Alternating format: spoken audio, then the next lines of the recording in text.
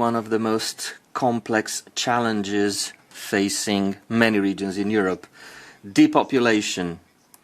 We've talked a lot about this phenomenon in our committee, and therefore I shall skip my introduction and move on to the logistical aspects of our hearing. We'll have two sessions. In the first panel, an expert from Italy will frame the debate, and then we'll have three other interventions from Spain, Ireland and Slovenia. Those speakers will talk to us about their direct experiences. And then a German expert will provide us with a forward-looking perspective and key insights based on the situation in Germany, which should help us find solutions to this complex issue. We'll also hear from the European Commission, who'll tell us a few things about the various tools implemented at European level. At the end of each panel, members will have the opportunity to take the floor and ask questions. So without any further ado, we'll give the floor to Ms. Lauretti, Director of the Department of Economics, Engineering, Society and Enterprise at the University of Tuscia. Ms. Lauretti, you have the floor for 10 or 12 minutes. Buongiorno, grazie. Good morning. Thank you very much, Chairman and members of the European Parliament. First of all, I'd like to thank you for giving me the opportunity to speak in this hearing. It's a great honour for me to contribute to your work. This morning, I'm going to focus on the issue of depopulation in European regions and bring some important elements to our debate. Firstly, I'd like to point out that the loss of population is not just a demographic trend, it's a geographic, social and socio-economic trend. It's a geographic in the sense that depopulation is not equally distributed around the European territory, but it's influenced by geographical factors. It's a dynamic demographic issue because both in size and characteristics, it changes constantly over time and it responds to different factors. It's a socio-economic issue because economic decline is often a driver of demographic decline. So this can be part of a vicious circle that leads to a death spiral in which the local economy contracts and the taxpayer base dries up, and then it becomes difficult to provide essential public services such as health, education and transport. In this graph, or this map, where you can see the 27 member states of the European Union, over the period of 2005 to 2022, you can see the overall degrowth in population. The phenomenon is concentrated in some areas. Most countries have some countries have a growth in population, others have a substantial decline, even up to minus 15%. The decline is concentrated specifically in the south and east of Europe. The territorial aspect is very important. We should also look at this Eurostat map that ranks the European regions in terms of urban, peri-urban and rural. That has to do with the density of population. And rural areas represent about half of the surface area of the EU. And that's an important element when it comes to depopulation. Although depopulation is not just an issue for rural areas, it also affects urban areas. But in rural areas, there's been a higher level of depopulation, with degrowth over 2015 to 2022 of 0.15%. As I said, this is a dynamic process and it's affected by two factors. One is natural negative growth, which is fewer births and deaths, and people leaving those areas, more people leaving than those who arrive. While the population changes in size, its internal structure also changes. The population of working age contracts and the population ages. This map, which shows NUTS 3 regions, shows the natural increase in population rate in 2022. In Figure 4, this shows the rate of natural change in various countries. Here, you can see the case of Ireland, for example. The rate of natural change, even though it's in decline, is still positive, whereas in other countries, the rate is negative and has been for some time. As you can see from the map, the Balkans, Greece, Portugal, and the northeast of Germany and the Baltic countries, degrowth due to the natural rate of change is very high. If you compare this with the opposite trend, which is migration, migration has not managed to compensate for that natural degrowth in many cases. This map, which represents 2015 to 2022, we can see that rural areas have lost inhabitants who have migrated from their area. 17 regions have had negative migration, particularly in Croatia, Bulgaria, Greece and Romania. When the population decreases, its structure also changes. We can see here an age pyramid from the bottom to the top, showing the population's age divided into decades. And as you can see, this pyramid should be triangular with the base wider than the peak. But you can see that the younger population, under 15 years old, is shrinking, and the older generations are growing. Predictions or forecasts for 2100 show that the population at working age will continue to shrink. That clearly has an important impact on the growth or economic growth, with a predicted shrinking of the jobs market and productive capacity. This has a big impact on the sustainability of our pension systems as well. The old age dependency ratio, which shows the ratio between people under 65 and people over 65, is represented in this figure 9.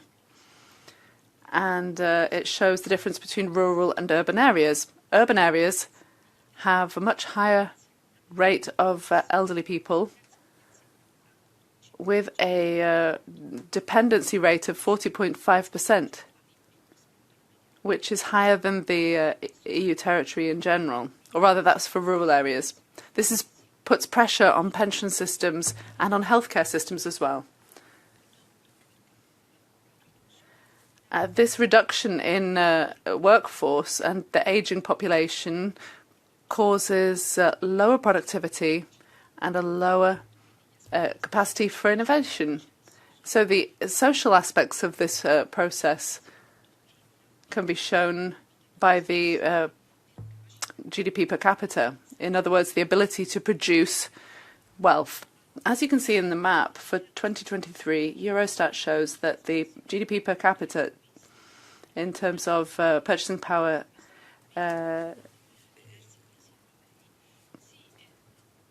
capacity, even though inequality between regions has decreased over the last 2 decades, there's still a high spatial polarization, with 1 in 4 Europeans still living in a region with a GDP per capita under 75% of the European average.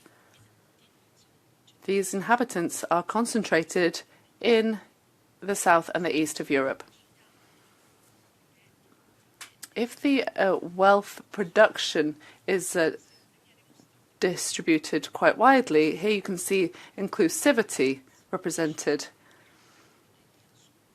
you can see the growth in income per capita over the percentage of that GDP destined to or intended for the most vulnerable population. So some of these countries on the graph have managed to achieve inclusive growth, such as Romania, Poland, and Estonia, because it's increased income for the most vulnerable populations. In the income inequality report, it shows that Romania has made a lot of progress. Poverty, which is another aspect that's linked to population loss, especially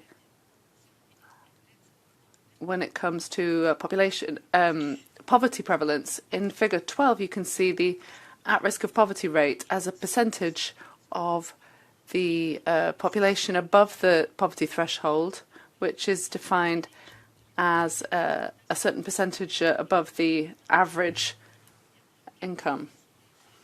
Look at Italy.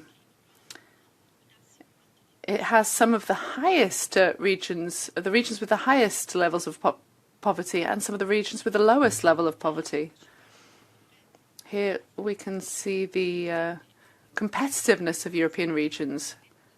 This is described by the Regional Competitiveness Index that was created by the European Commission, which shows that regions that are often affected by population loss phenomena, either because of a natural contraction of the birth rate or because of a loss through migration, are those that have the most difficulties in generating wealth and competitiveness.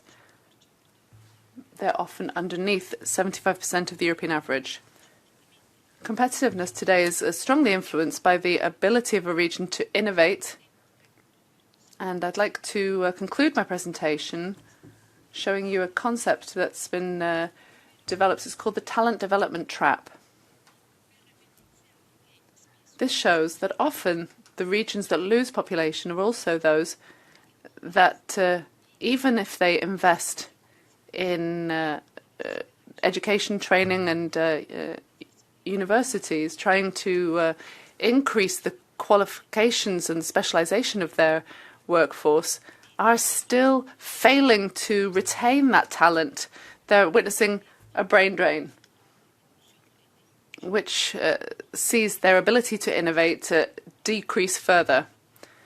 So on the map you can see those regions that are already facing this talent development trap, and others that are facing a high risk of facing it in the future. So here, there are obviously policies that can be put in place to retain these young talents and harness their entrepreneurial spirit while developing the local territory. Thank you very much for your attention, and I'm open for any questions you may have. Thank you, Mrs. Lauretti.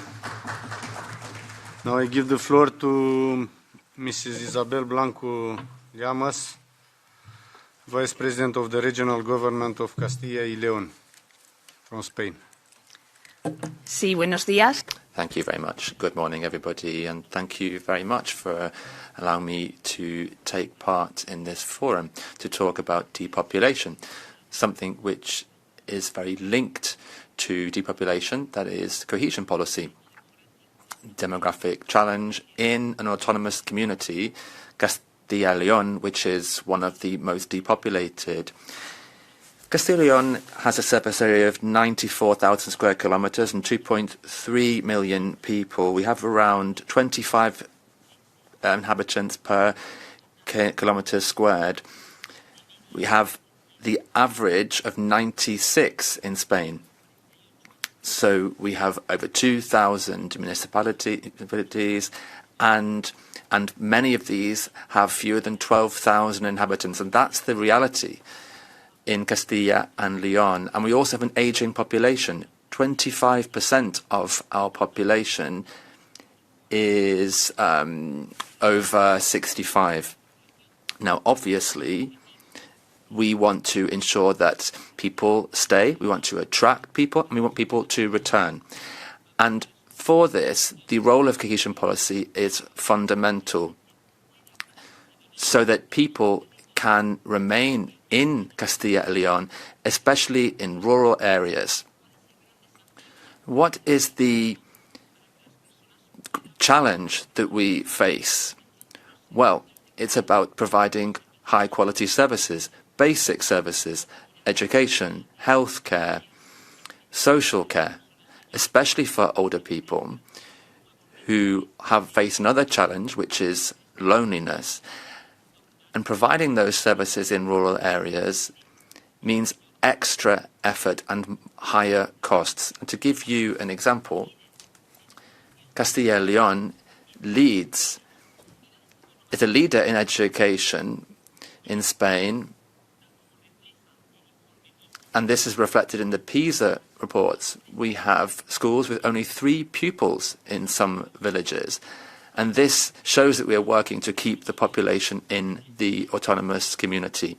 Castilla y León has, as I said, an older population, an aging population, and we are focusing on social models in line with what is established by the European Union, and this means that we need to move forward in deinstitutionalizing people so that people are able to live in their own homes, older people as well, so they have all of the resources they may need at their disposal, technological innovation and social care, as well as healthcare resources. But that costs more money. The OECD says to us, as it's told us, that primary care in rural areas costs 33% more than in urban areas and large cities. Now, if we want to talk about social services, 78%, that's how much higher it is to provide care at home for people so that they can remain in their houses. But linked to this, we also need to have measures which promote families, so that young families, those with young children, are able to benefit from childcare services and also have education in the initial stages in rural areas. This is 52% more in terms of costs in rural areas if we compare it with highly populated areas in a region such as Castilla y León. How are we doing this in the regional government? We are putting in place effective policy, doing more with less, and focusing on infrastructure, transport, and transport on demand, which can reach everybody across the region in all the villages to this whole network. But we also want to focus on telecommunications infrastructure. Now it's possible to work from home, from wherever you want in our community, in all the villages, for example. But infrastructure is needed for that, roads, services, but we also need proper communication so that we can put in place these services. And then, of course, there's housing, especially in those municipalities. Not in many villages, not all, not the majority, but there are areas that need inhabitants. We need to have housing for young people so that housing is more affordable, and so that young people are able to have tax benefits so that they're able to settle in those towns and villages. We, of course, need to upgrade those areas, and to do this we need to focus on innovation and the introduction of new technologies in the care sector and in the healthcare sector. This also applies to the education sector. Alongside high-quality services. And to do all this, we need to generate jobs and create opportunities. And in Castilla y León, this needs to be in strategic sectors such as tourism and all services linked to tourism, accommodation, restaurants, the countryside, landscapes. We have huge forestry resources in Castilla y León. But another strategic sector in our region is the agri-food sector. Castilla y León is third in the ranking within Spain for the agri-food sector. And that sector keeps people in our region. It's something that is not relocated to other places. And so we need to use and make most of our farms and really focus on water infrastructure as well and modernizing that. We are at a critical moment, at a very difficult time in Europe because of tariffs. And in Castilla y León, these have a direct impact on one of our key productive sectors, which keeps people in rural areas. And that is why cohesion policy is so crucial. We're doing well. Most recent data show us that Castilla y León is keeping more people than are leaving. And in the last 2 months of 2024, there was a 5% increase in births compared to the first 2 months of the previous year. So we are seeing progress in keeping people in our region, especially in rural areas. We want our residents to be able to live where they want to live, providing them the services that they need on an equal footing. We can't have first and second class regions in the European Union. And this is why cohesion policy is so crucial. It needs to focus on infrastructure, focus on housing, and it needs to focus on telecommunications as well, on the water cycle, in boosting our productive sectors such as tourism, but also, at this time, helping the agri-food industry. Factors such as low population density and the spread of the population within our region need to be taken into consideration. And these cohesion policies must be managed by the regions themselves. They need to be managed in a decentralized way. We have the skills to do that. We know what our regions need.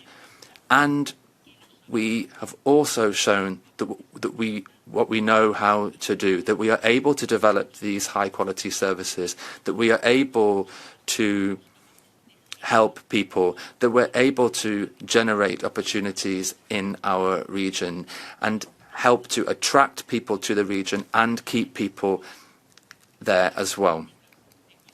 And for this reason, cohesion policy must be decentralized. It needs to be the regions that decide where the funding will go and how that funding will be distributed. So, we need to really focus on depopulation and strategic sectors such as farming, such as the agri-food industry. Europe needs to provide high-quality services, especially in rural areas, and this policy needs to be managed by the regions because those are closest to citizens and we are the people who know exactly how to implement them. Thank you. Mrs. Isabel Blanco Lamas. Voi da cuvântul. Thank you, Mrs. Isabel Blanco Lamas. Now I give the floor to Dr. Liam Heffen, Chair of the St. Cormac's Heritage Society from California, an organization who aims to protect local Irish historical heritage. Dr. Lion Heffron is also a historian and university teacher, and his research focuses on depopulation in the western areas of Ireland. Before giving him the floor, I'd like to thank him for his effort, given the fact that he came from Los Angeles directly to this hearing, and I'd like to thank him for doing it. Dr. Lion Heffron, you have the floor for 10 to 12 minutes.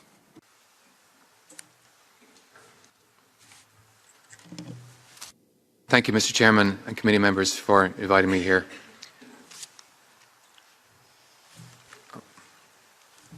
So my name is Dr. Liam Alex Heffron. I'm chairperson of St. Cormac Society. I also have served on culture committees of Mayo County Council and the EU Creative Momentum regional group. I also hold a PhD from the University of Galway, and aside from that, I'm an actor and writer and historian. And that's me meeting the former Irish Prime Minister, trying to convince him that I'm correct, failing, unfortunately. I carried out a case study of a particular village in the northwest of Ireland called Magana. I have a very short introductory video which is in English, but hopefully you get a gist of what it's about.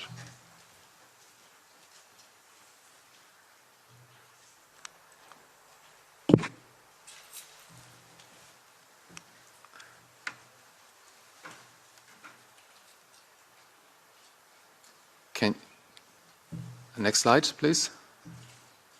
So that was a very brief introduction to the small community of Magana. As you could tell, it's very much farming orientated. There has been farming carried out here for over 6,000 years, going back to the Cager Fields Neolithic complex. And it also is a community that displays strong community inclusiveness and self-reliance. However, in recent years, it's suffered a calamitous drop in population. It's actually past the tipping point of sustainability.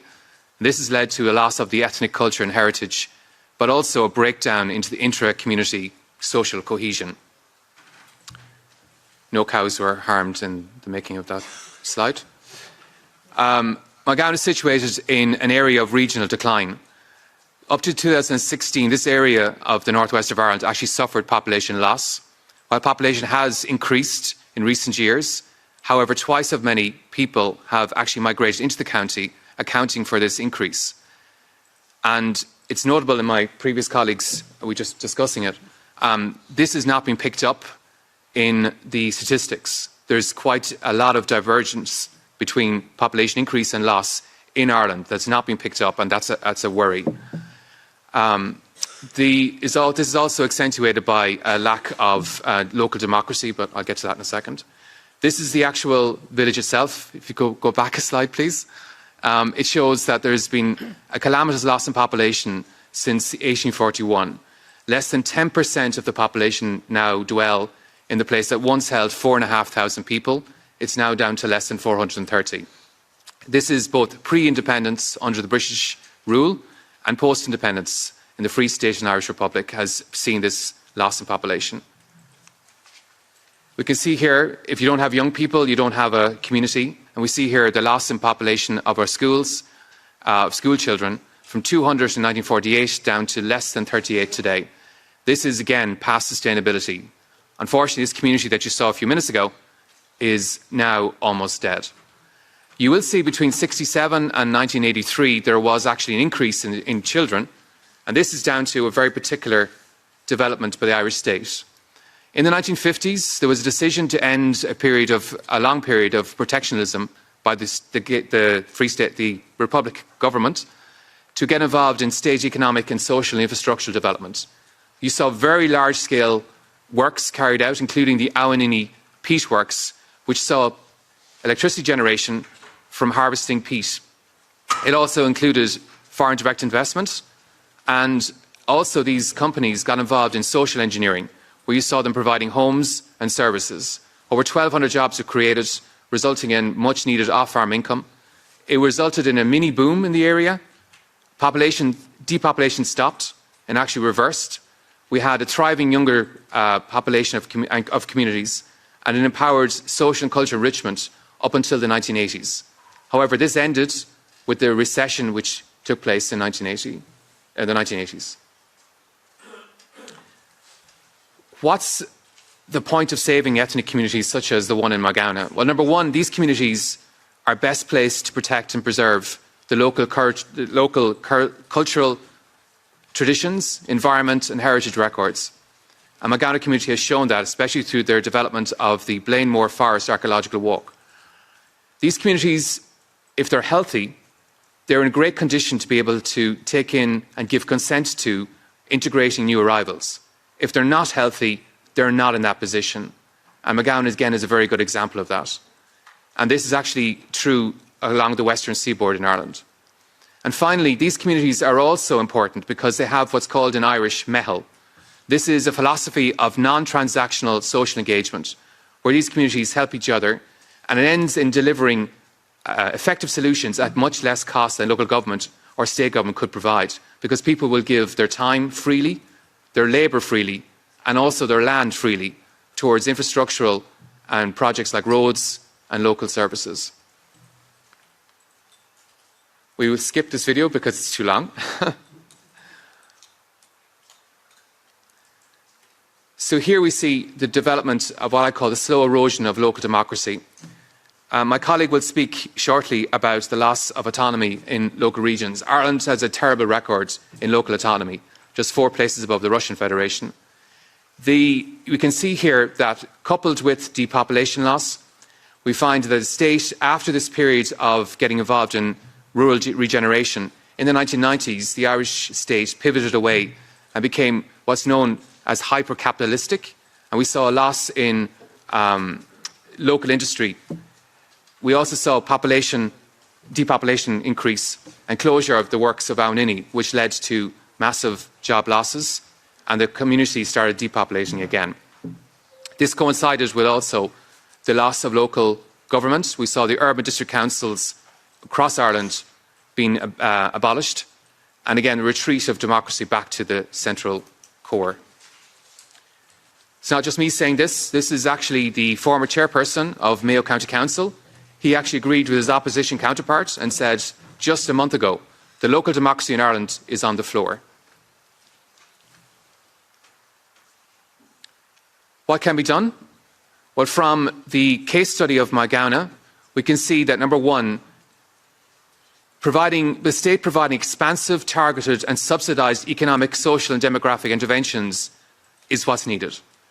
We can see here the 1950s and 60s, the government in Ireland, which was not dealing with a lot of money, the state at the time was still quite poor, it still was able to create intervention which saw a boom in North Mayo. But it was deliberate. It was targeted at regenerating these rural communities. Second thing is the actual bringing back of autonomy to rural Ireland, which it once had, by building participatory local democracy while recognising and partnering with local communities.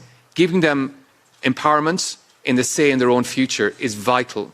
And I firmly believe if something can be decided locally, it should not be determined nationally. And finally, and this may speak to our chairperson's own experience, reforming local government so that it's independent, self-funded and effective and integrated into the local community is vital. And proof of this is during the 1930s, Ballina Urban District Council, which has now been abolished, was actually the #1 provider of social housing in Ireland during the 1930s. It now no longer exists. Unfortunately, there's one last little video. That community of Magauna, of which actually I'm a native, has actually died. But this short piece will explain why. A good example for you today, Commissioner, is the village of Moygona in rural County Mayo in Ireland.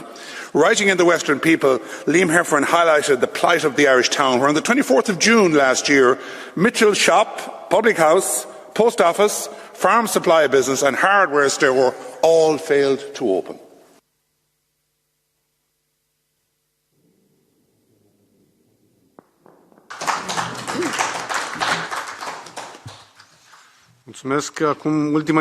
Thank you.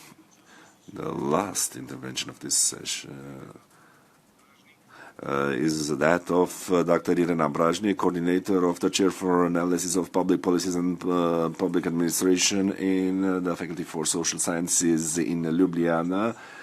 She has published a lot of studies on demography, especially on overpopulation and depopulation and its impact on public services. She is also vice mayor in a medium-sized municipality which is affected by depopulation, and she is involved in public policies confronted with this flaw.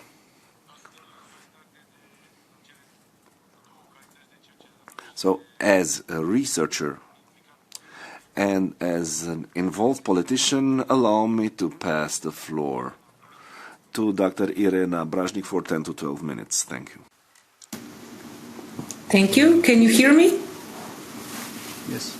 Yeah, thank you so much.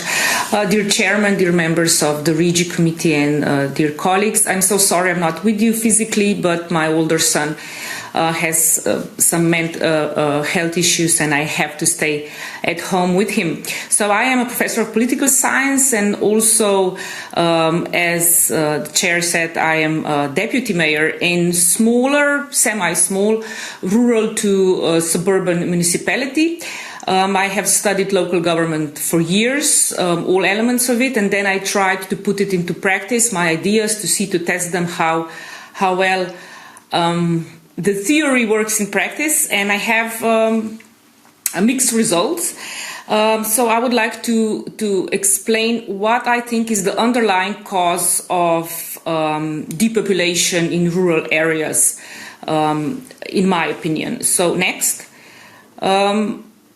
Not all rural regions face the same challenge. If you look at Eurostat's projections for 2050, overall, let's say on average, EU rural population will not decline. It will remain relatively stable.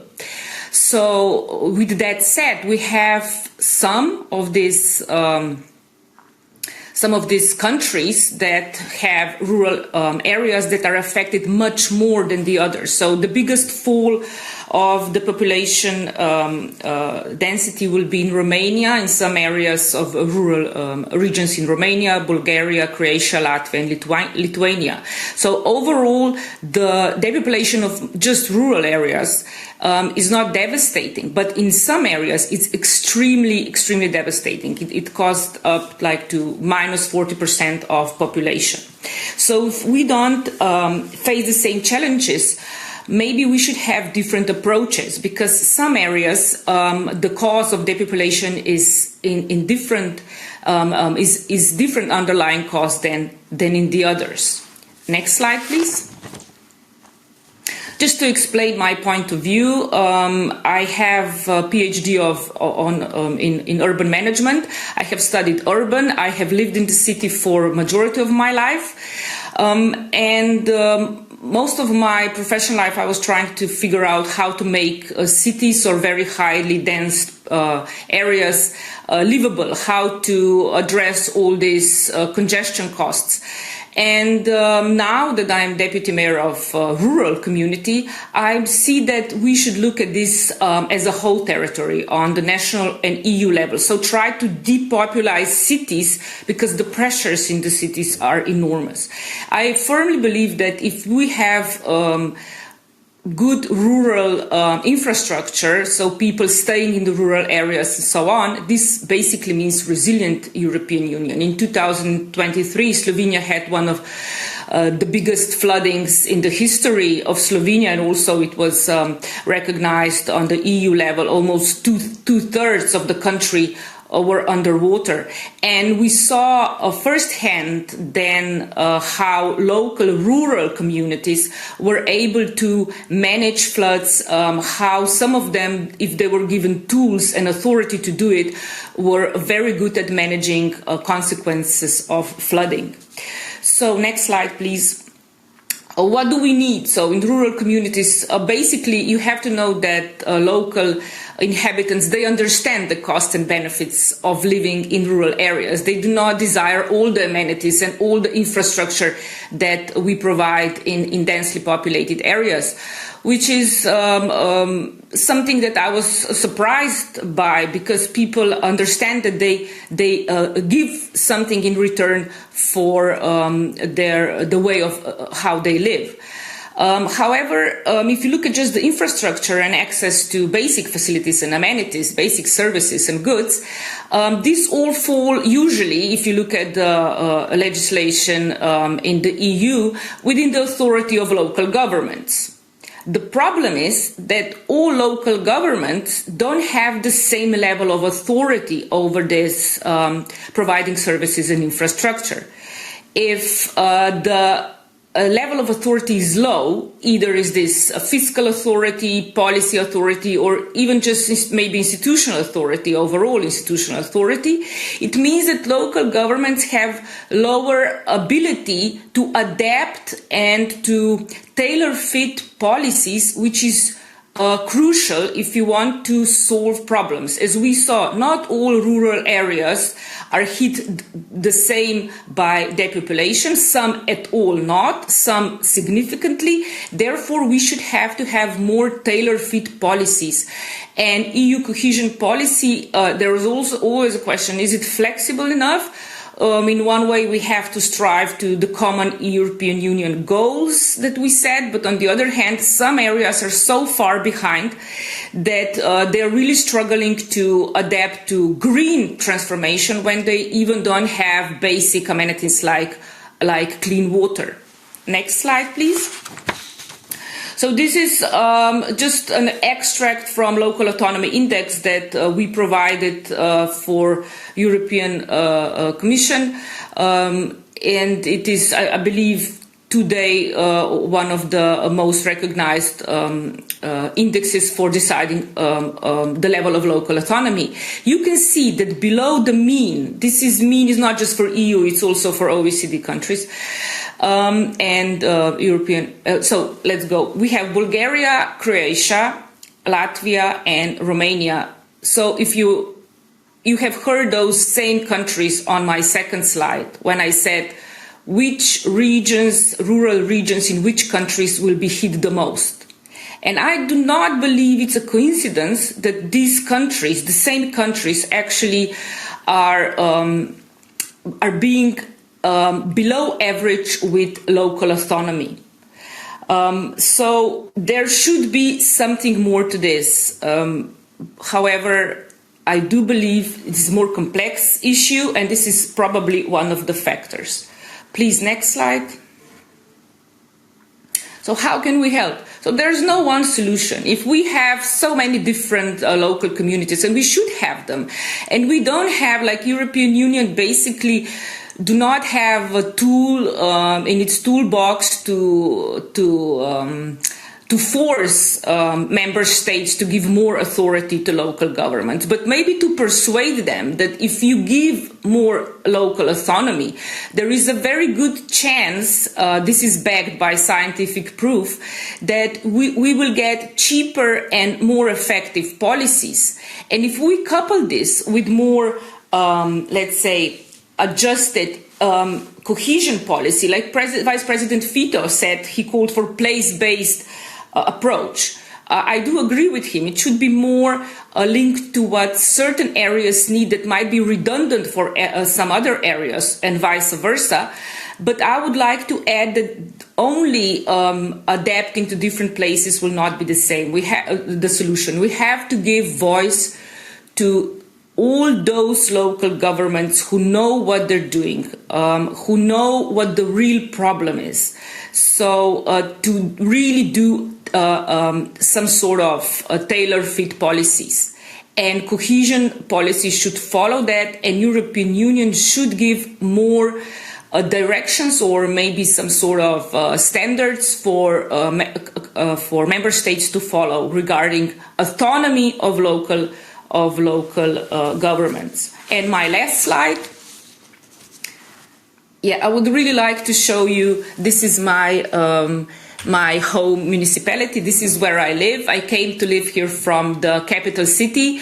We are so happy here. The quality of life is much better. We're really trying to to build infrastructure, and we are hampered either by national legislation and sometimes by EU legislation. It's too complicated.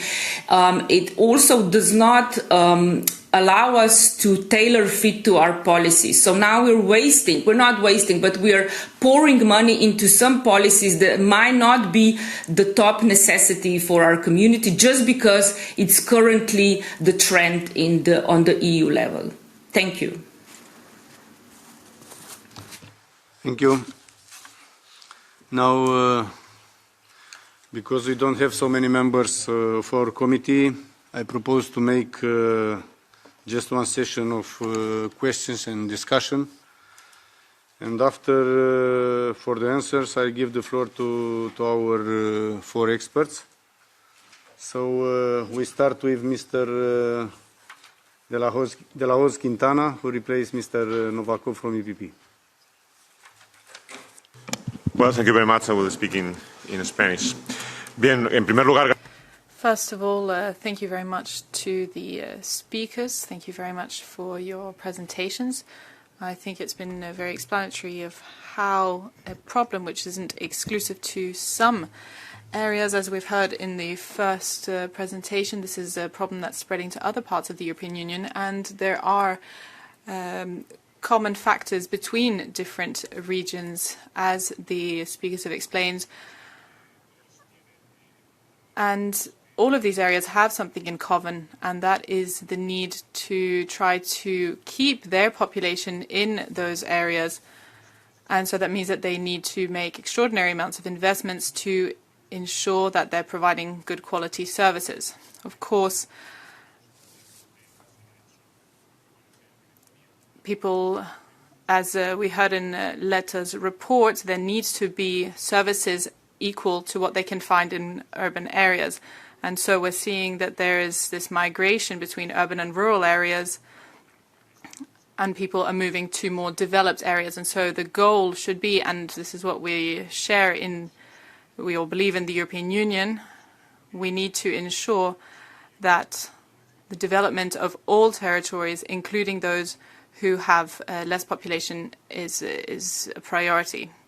The issue is the capacity of providing high-quality services equal to those in rural areas. For example, you mentioned the schools in Castilla and León that have 3 students, and so that means, or for example, providing healthcare to older persons. The problem in those areas is also found in other municipalities in the European Union, and they're putting all of their resources into maintaining resources and are not able to invest those resources in developing the economy of those territories. The main issue is that they're, on one hand, trying to maintain high-quality services, but then at the same time trying to invest in policies to ensure that they're generating wealth. And of course, the budget can't reach that far, and so in the end you have all of these areas where there is not enough high-quality services, but there is economic development, or vice versa, they are not investing enough in generating wealth or making the area attractive. And so my question is, how can the European Union, in its obligation to provide good public services in the various countries, how can the EU be involved in the social, economic and administrative development of those territories through cohesion policy? This cohesion policy, as we're seeing, is very much being threatened by these challenges, and that is where we're seeing that there are different tools to achieve our goals. And so here we have the main goal, but then we also have the demographic challenge linked to that with a low natality rate. This is something that affects the whole European Union, but some areas are affected more. And this issue requires specific policies, tangible parts of cohesion policy to effectively ensure that there are those two goals reached, that there is balance in good services provided to the citizens in those areas, and then also developing policies that can economically develop those areas as well to make sure that the population stays there. So to ensure that there is this right to stay. Thank you very much. Thank you. Mr. Marcus Rosempere from SND. Sí, buenos días, gracias, Chair. Yo también voy a... Thank you very much. I'll also speak in Spanish. Thank you very much to the four speakers. I think it's been very helpful to hear the different perspectives from academia, from various points of view. Now, when we talk about depopulation, often it's something where we all agree, but we don't always find the solutions, or we don't take enough action in a coordinated manner. Sometimes I remember we were talking about daylight savings, and we all agreed, but we didn't know how to do it, and it took a long time for us to make any changes. Now, the European Union does have tools. And in the last legislature, we did spend time discussing depopulation.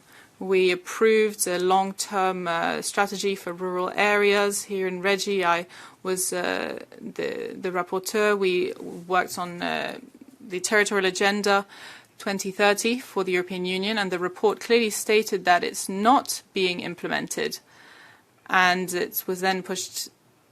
There was an earmarking of funds for that strategy for the rural areas. But this is still an issue. It's a silent, it's a very gradual process that happens, not from one day to the next, but over a long period of time, where people decide to move to a different part of the city because the child is born, or because they're moving for education reasons, etc. And so little by little, we're seeing that this is an issue. But this isn't just affecting the regions that are losing population, but this affects all of the European Union, because they are then losing in competitiveness, they're losing in services and in cohesion. And within our treaties, there is the need to ensure social, territorial, and economic cohesion of the European Union.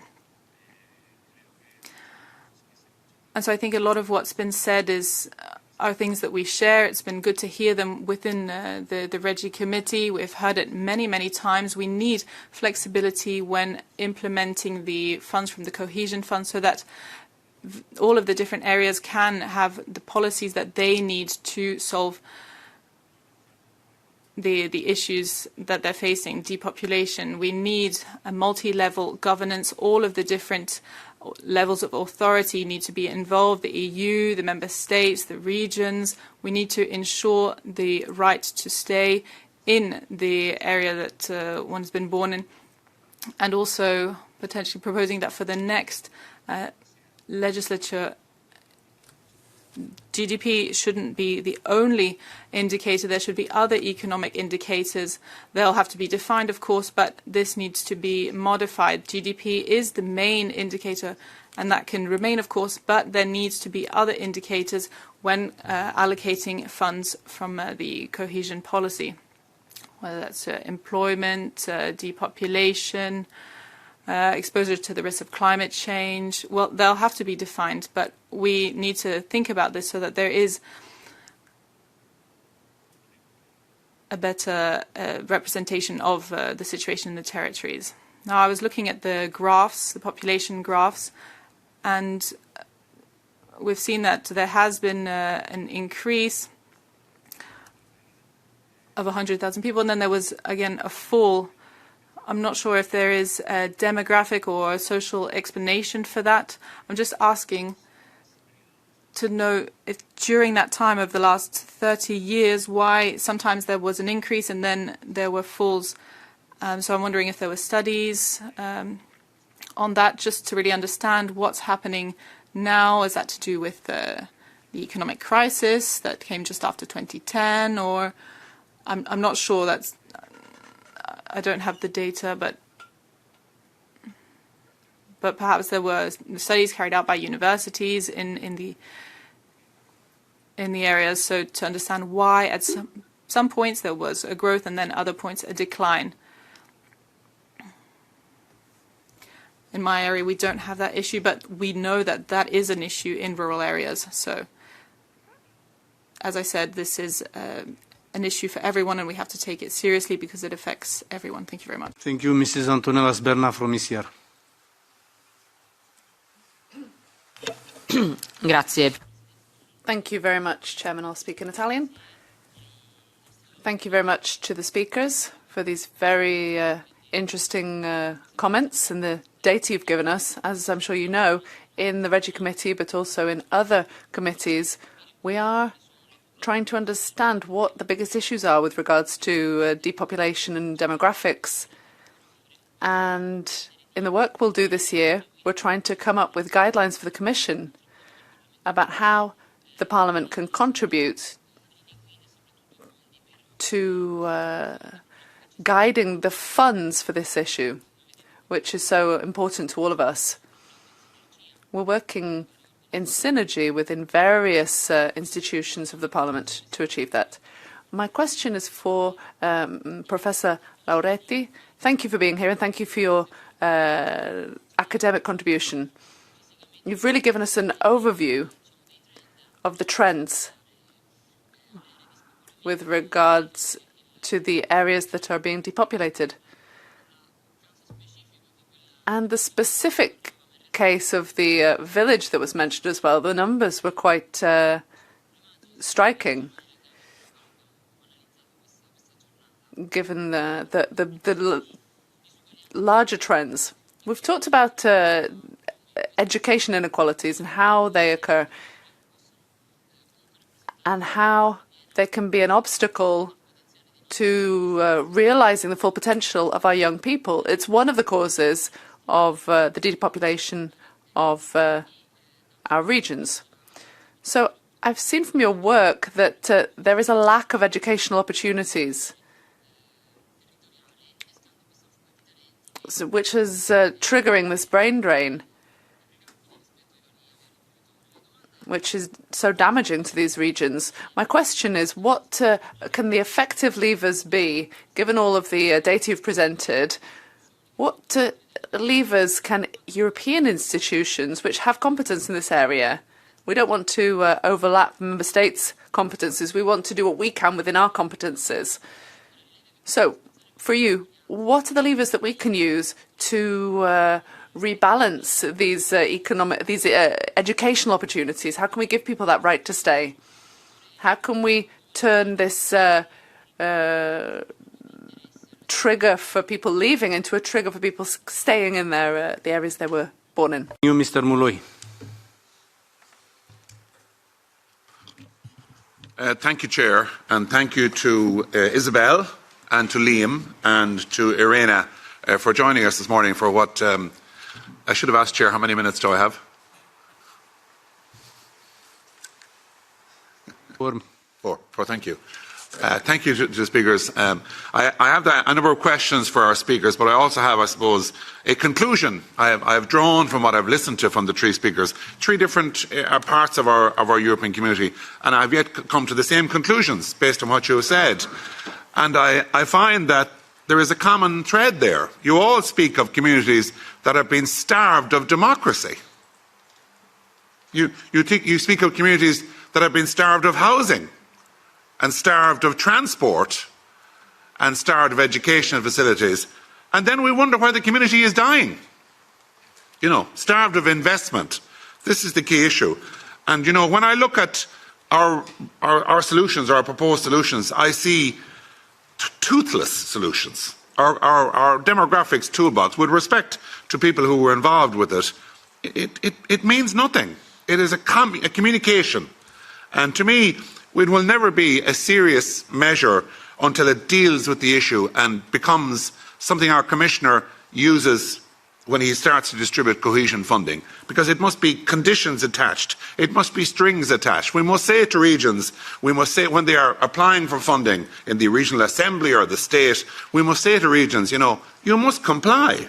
You must invest in these regions, bring the infrastructure back, invest in the school, bring back the local municipal authority, a proper town council. The one that built the houses in the area, because they knew where the issue was. They identified it early on. They knew where the local land was. They were best equipped. And what do? We sideline them. And we let the county region take over the situation. It's very frustrating, and I'm very angry about what has happened in particular, as my friend from Ireland said, with regard to the local urban district councils. Once upon a time, I was a reporter. I covered these meetings. And even though people said it was parish pump, they knew what the issues were at local level. They identified the depopulation issues. They could see a year off, if the local school was going to close, they could see this issue and they would work to invest to bring more parents into the area, to keep the school open and to retain the area. So these were people who were equipped to do it. Recently in Ireland, I was invited by the major GA sporting association to come to their stadium, Croke Park, one of the largest stadia in Europe, and it's a fantastic facility built largely by a voluntary organisation, about 500,000 men, women and children. Yet they are suffering greatly because of the demographic crisis in Ireland. And they have this huge contrast. On the east coast of Ireland, the capital city, population of over 1 million people, they cannot provide enough playing fields. They've run out of pitches. They have 30,000 games every year, and they're playing them on just 40 pitches. They do not have the facilities because of the investment decisions made by the state in the east area, because in the municipal area, in a population where the population is. The capital gets the funding, in other words. Whereas in direct contrast, on the other side of the country, where Liam is from, we have the situation where teams are unable to field. They cannot find 15 players in the community. They cannot put out the team. Because why? Because the investment was not carried out in that area. There is a short-sighting there with regard. And I say to Commissioner Fito, if we're serious about cohesion funds making an impact, we must put strings attached. We are very big in this Parliament for lecturing countries and telling them they will not get cohesion funds because they breach issues. Now we must tell all member states that they must play by the rules. They must ensure there's investment follows through, and not just to our capital cities. Now, my rant is over. I will ask my questions of the panel. I particularly to Isabel from the beginning. Congratulations on that increase of the 5%. It was good to hear that in terms of the birth rate. And you spoke about tourism and agriculture being areas of improvement. I would like to know, maybe get a flavour of what types of projects. Were they dual projects? Can you do agriculture and tourism in the same area? I'm very interested in that. With regard to Irena and her contribution at the end, you mentioned the demographic toolbox as well. I am struggling to find something positive to say about it. I tried to tell our friends in that sporting organisation recently that it was good, but we could not do it. But I suppose I say to you all, if you were the Commissioner in the morning, what one particular measure would you bring through? Would you raise here and say, this must be a regulation, a condition of investment? How would you change things? Thank you, Chair. Sorry for the rant. Thank you, Mrs. Kuntura from the left.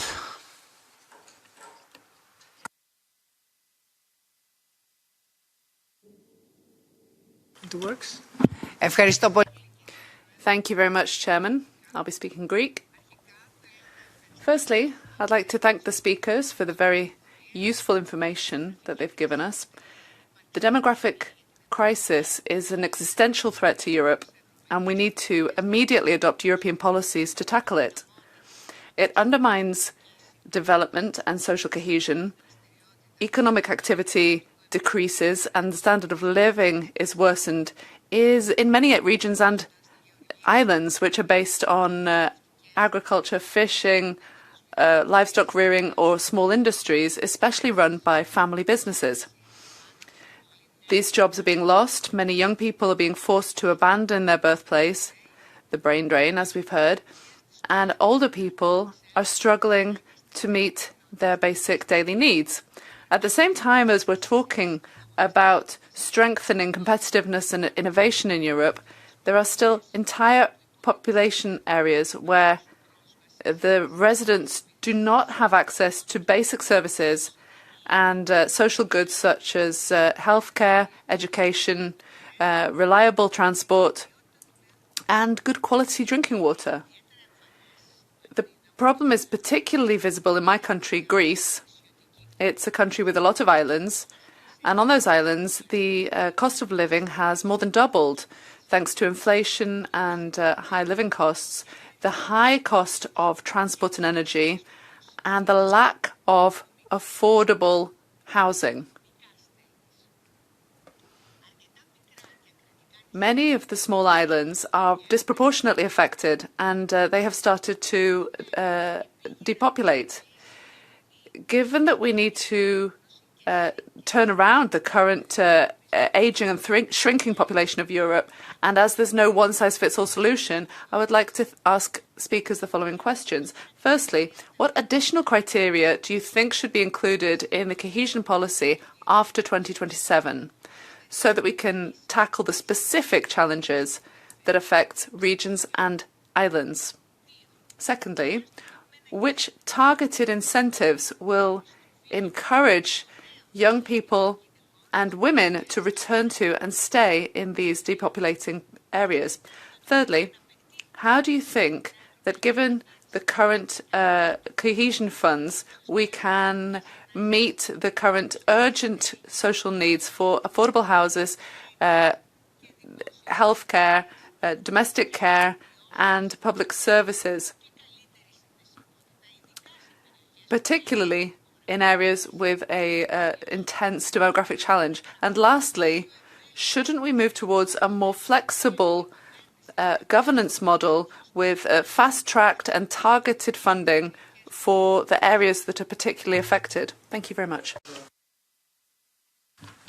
Thank you, Mrs. Nevada del Campo from EPP. Muchas gracias. Thank you very much, Chairman. I'll be speaking in Spanish as well.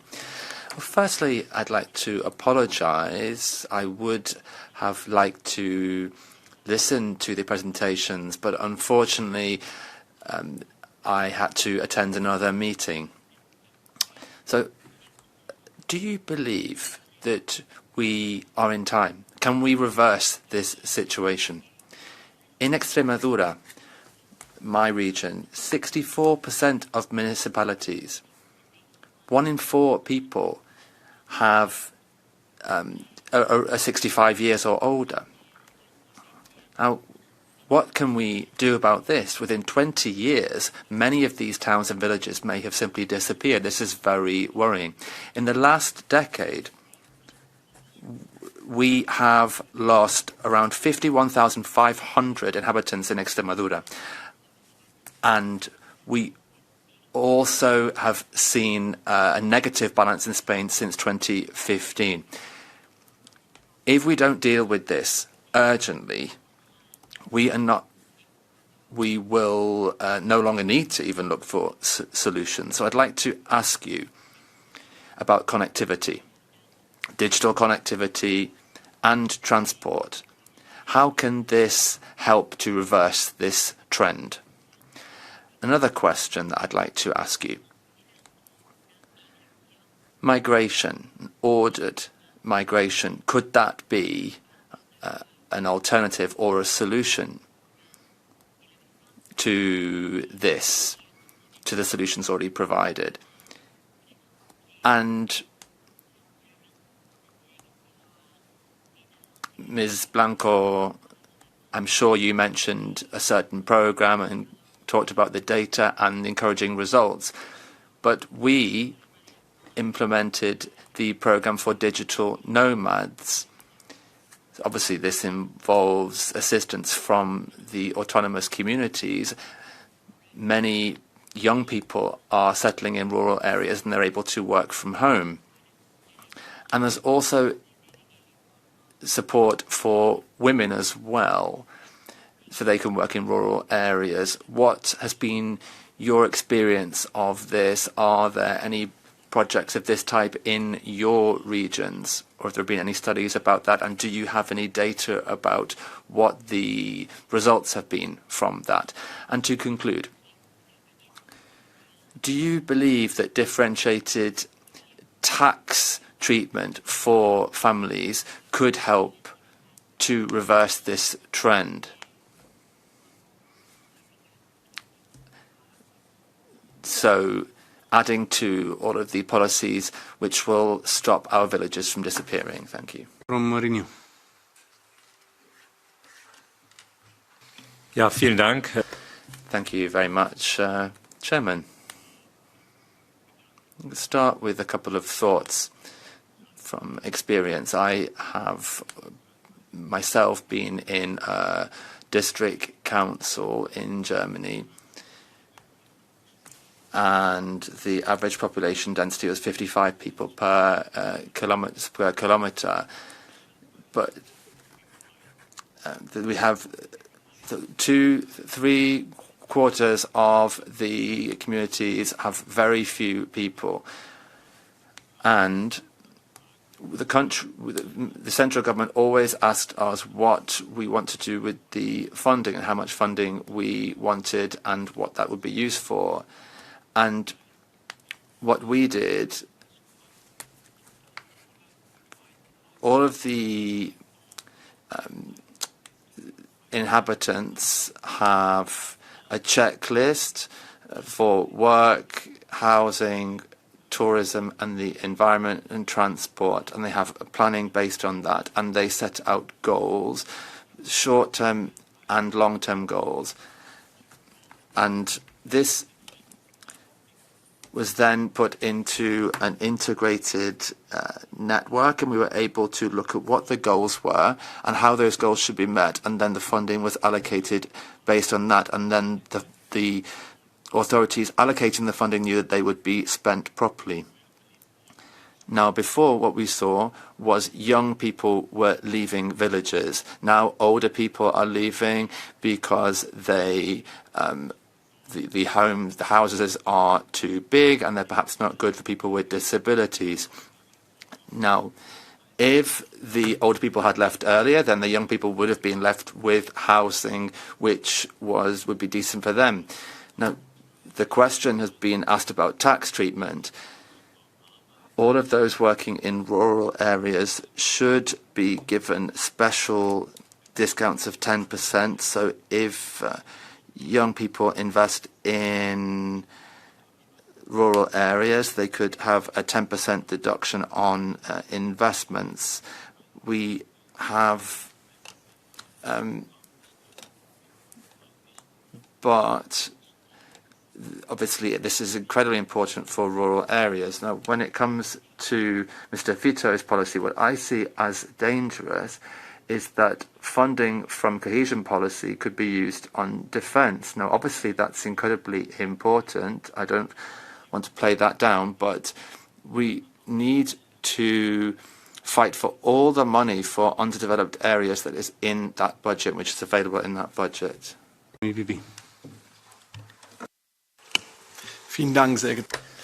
Thank you very much, Chairman, and thank you very much for your very interesting presentations. I'm from Belgium, and I live in a village where there are 1,000 inhabitants.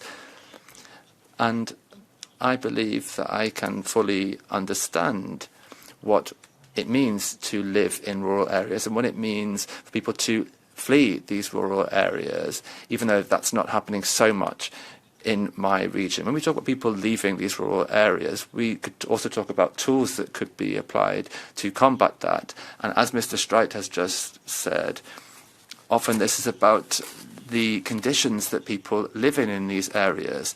And then they ask themselves, do I want to live in these areas if I don't have a job, if my housing is too expensive, if there are no banks where I'm able to be served in person and where I can withdraw cash, if perhaps there are no more nursery schools, if there are no hospitals, if there's no fast internet connections, or if I'm not able to afford a car or any other issues. Now, if you look at these, if these conditions exist, then people often leave those areas and move into rural areas. This is what's happened in rural areas over the past 30 years and previous.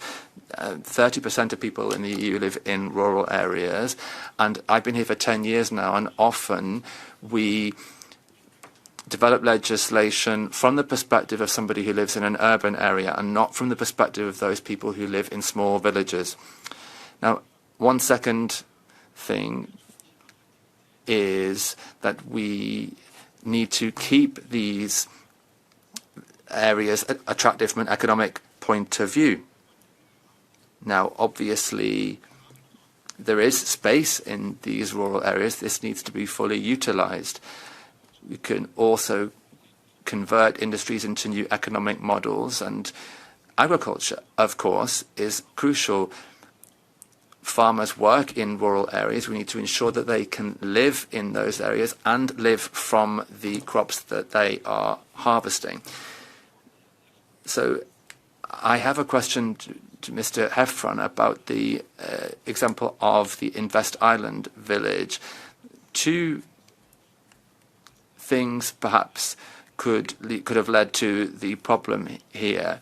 One, there is creating cultural identities, people that actually stay there. And secondly, the council disappeared. So the local council was no longer there. And people have the impression and had the impression that they are no longer able to control their own fate. That's what I interpreted, at least.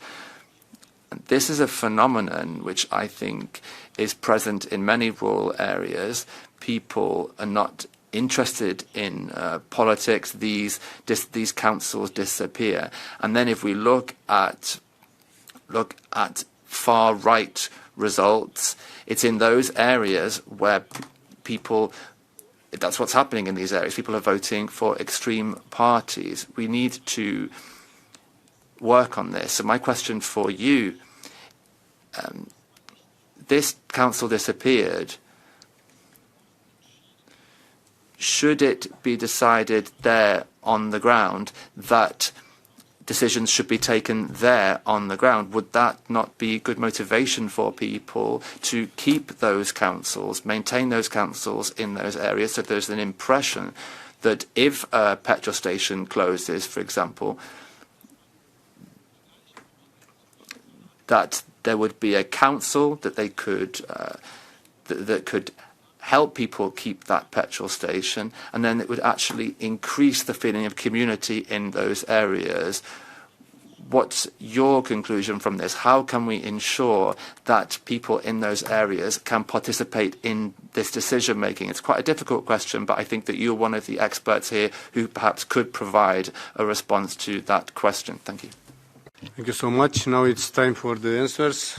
I give you the floor to our experts for 5 minutes maximum each.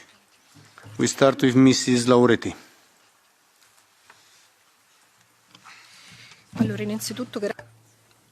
Firstly, thank you very much for the questions.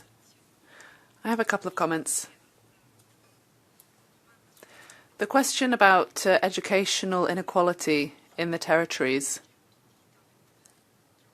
which are the subject of the talent development trap. Some of the levers that could be used by institutions to make sure that talents come home, well, it could be identifying local detailed policies based on the specificities of these regions and people that encourage entrepreneurship among young people.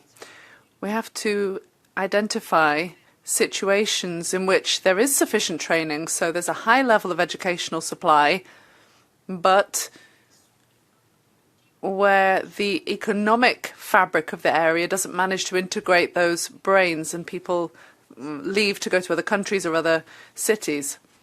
In those areas, you can intervene through new projects that could be regulated by universities, but also involve economic operators in the technology sectors, high-tech sectors, enabling innovation to flourish. You can also have projects to develop tourism.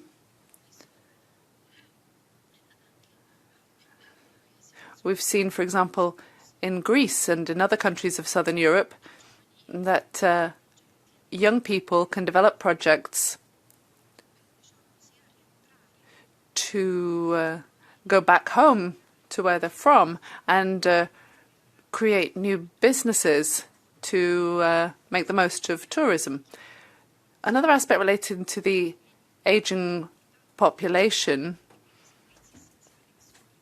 is that often they require essential services. That can create direct jobs in order to serve these older people. There are lots of examples of policies in this direction that have been funded around Europe. So as an economist, I would suggest identifying those levers that can stimulate repopulation. So I would go more towards the structural and economic level. I agree that GDP doesn't just take into account the ways in which people experience well-being. I've participated in roundtables to identify factors of well-being that go well beyond GDP. But this is very tightly related to the overall well-being of the population.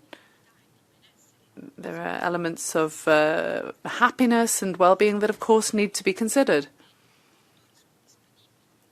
We have European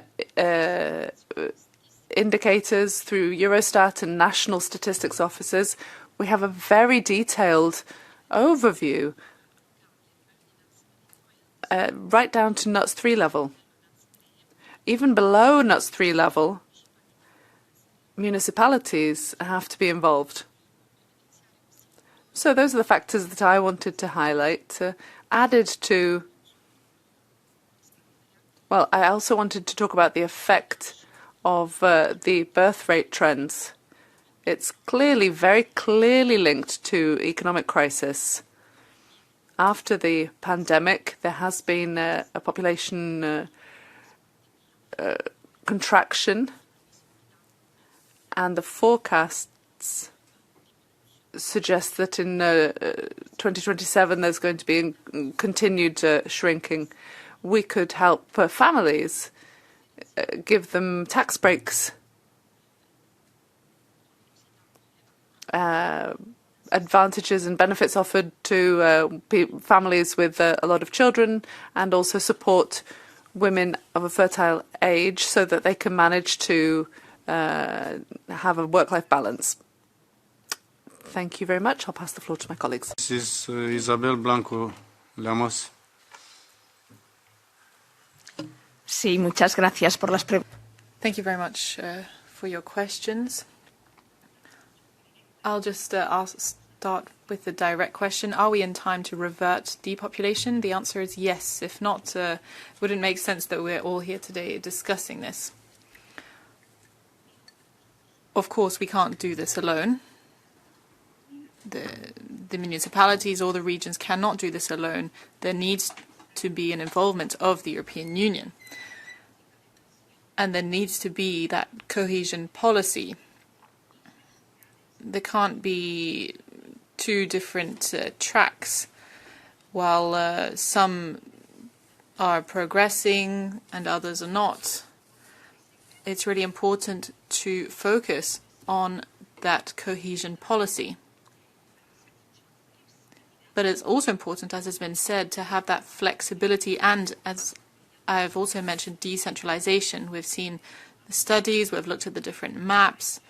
There are regions, provinces, municipalities that have some very similar characteristics in terms of popularity, aging population, density, and so perhaps the solutions are not the same for all of the different areas, a coastal area, for example, compared to an inland area.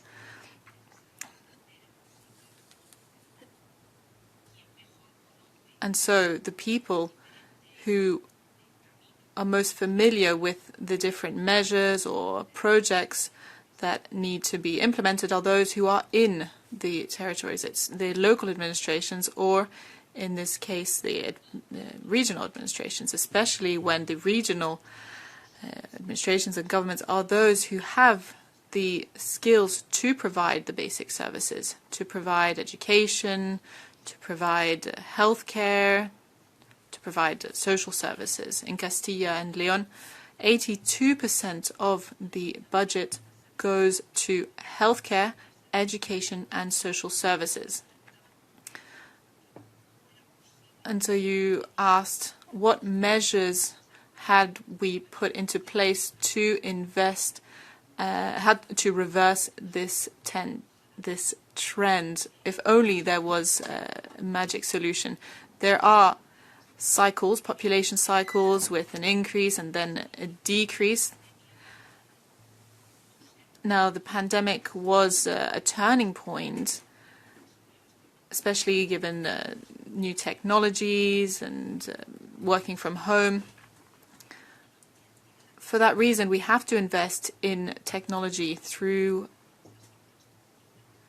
the infrastructures, make sure that there's fiber optic and that reaches to all corners of the territory so that digital nomads can settle in those villages. We have a lot of municipalities with less than 100 or 150 inhabitants. So what have we done? We have focused on quality services, first of all, and then making sure that those services are available throughout the territory. There need to be women in those areas so that the birth rate can increase. There need to be better services, schools with 3 students or nurseries for very few pupils. We have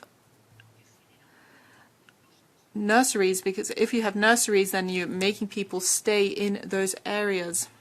There are more than 400,000 workers who are then linked to the nurseries. They're linked to the healthcare sector, the social services sector. So working on that is important.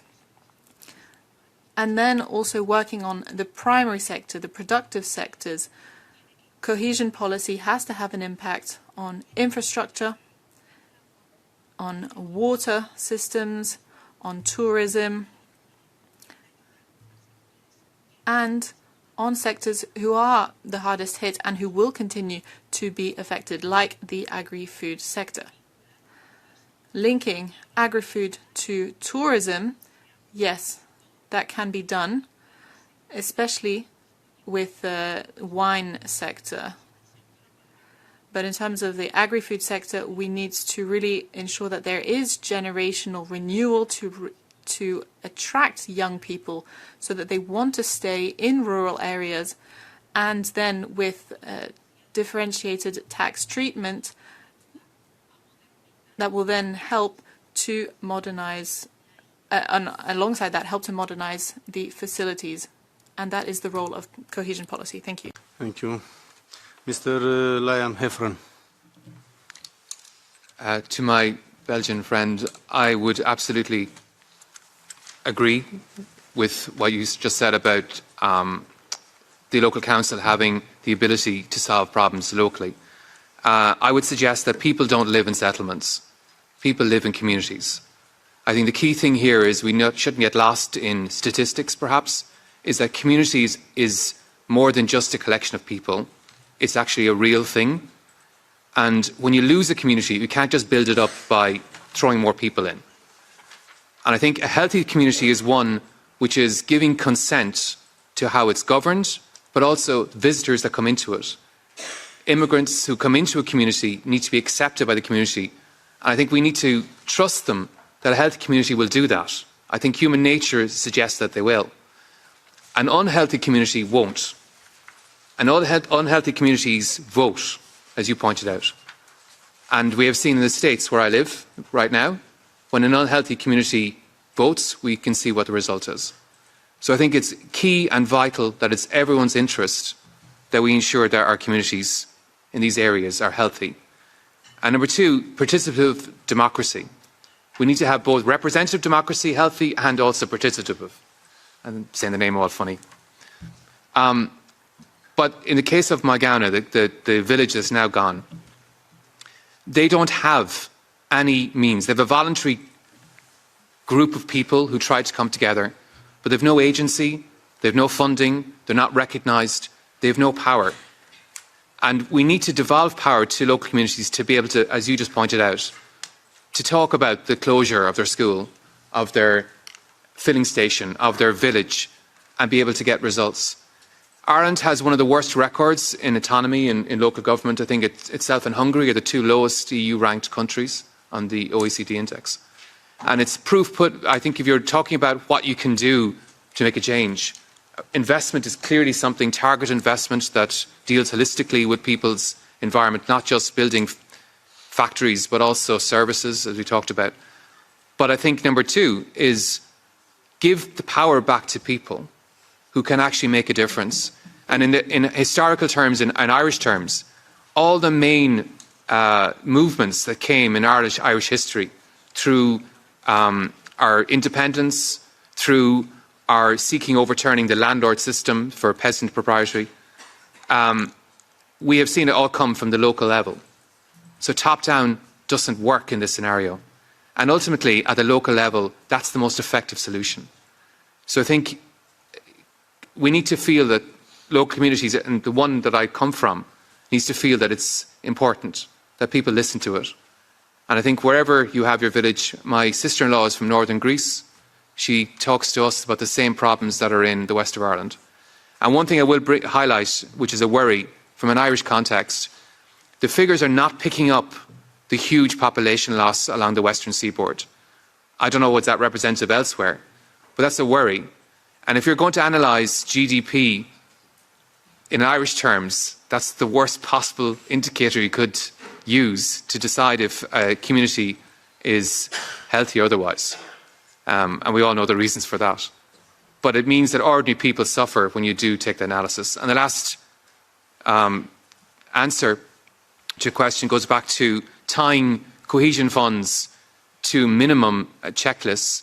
I think that's really important because it hasn't worked to date, where funds have been spent, but the end result is still depopulation. And I think somehow tying autonomy to that is important.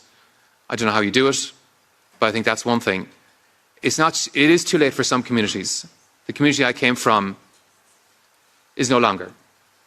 But there are other communities out there that can have a future, but the intervention needs to happen now. And I think hopefully we're in the right place for that to happen. Thank you.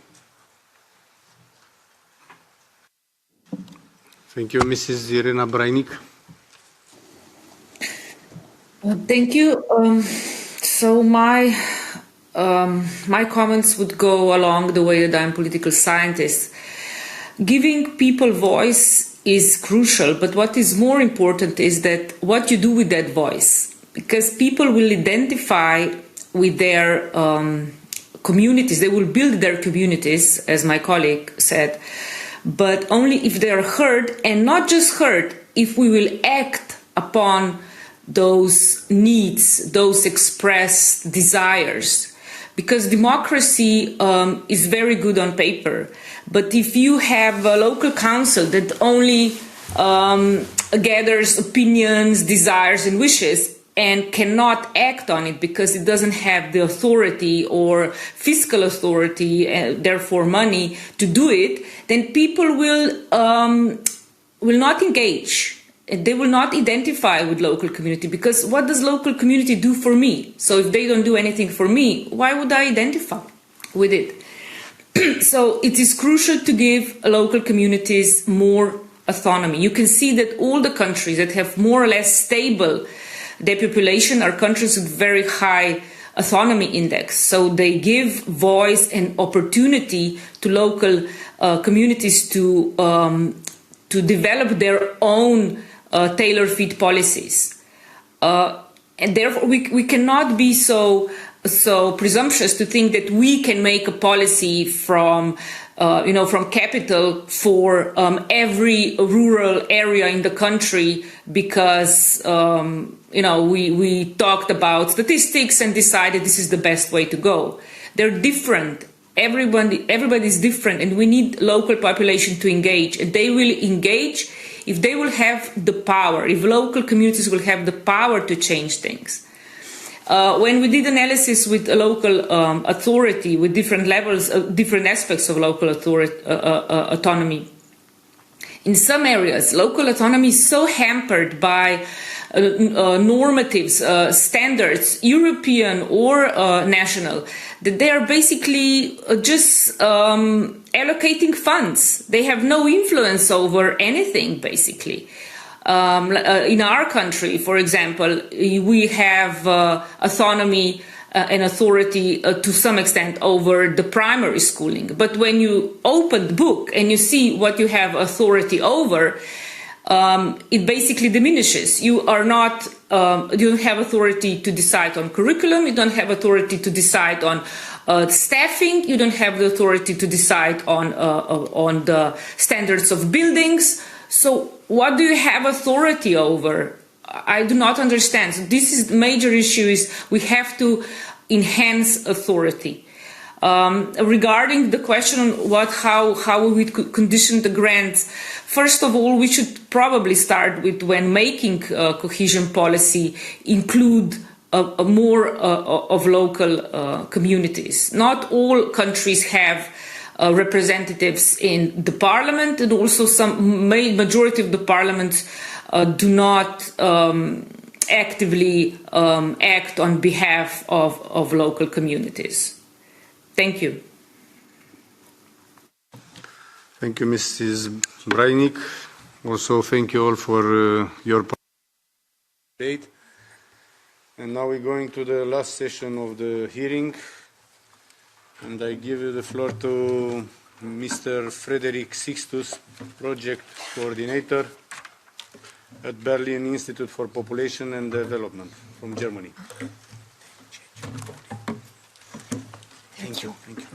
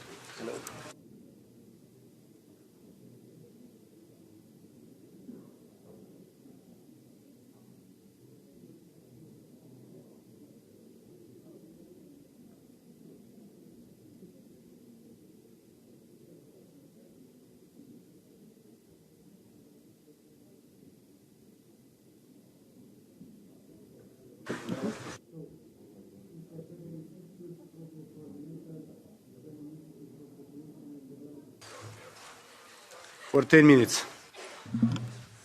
Ja, guten Tag und vielen Dank auch. Good morning, and thank you very much for inviting me here to speak to you all today. I work in the Berlin Institute for Population and Development. This is an independent think tank which works on demographics.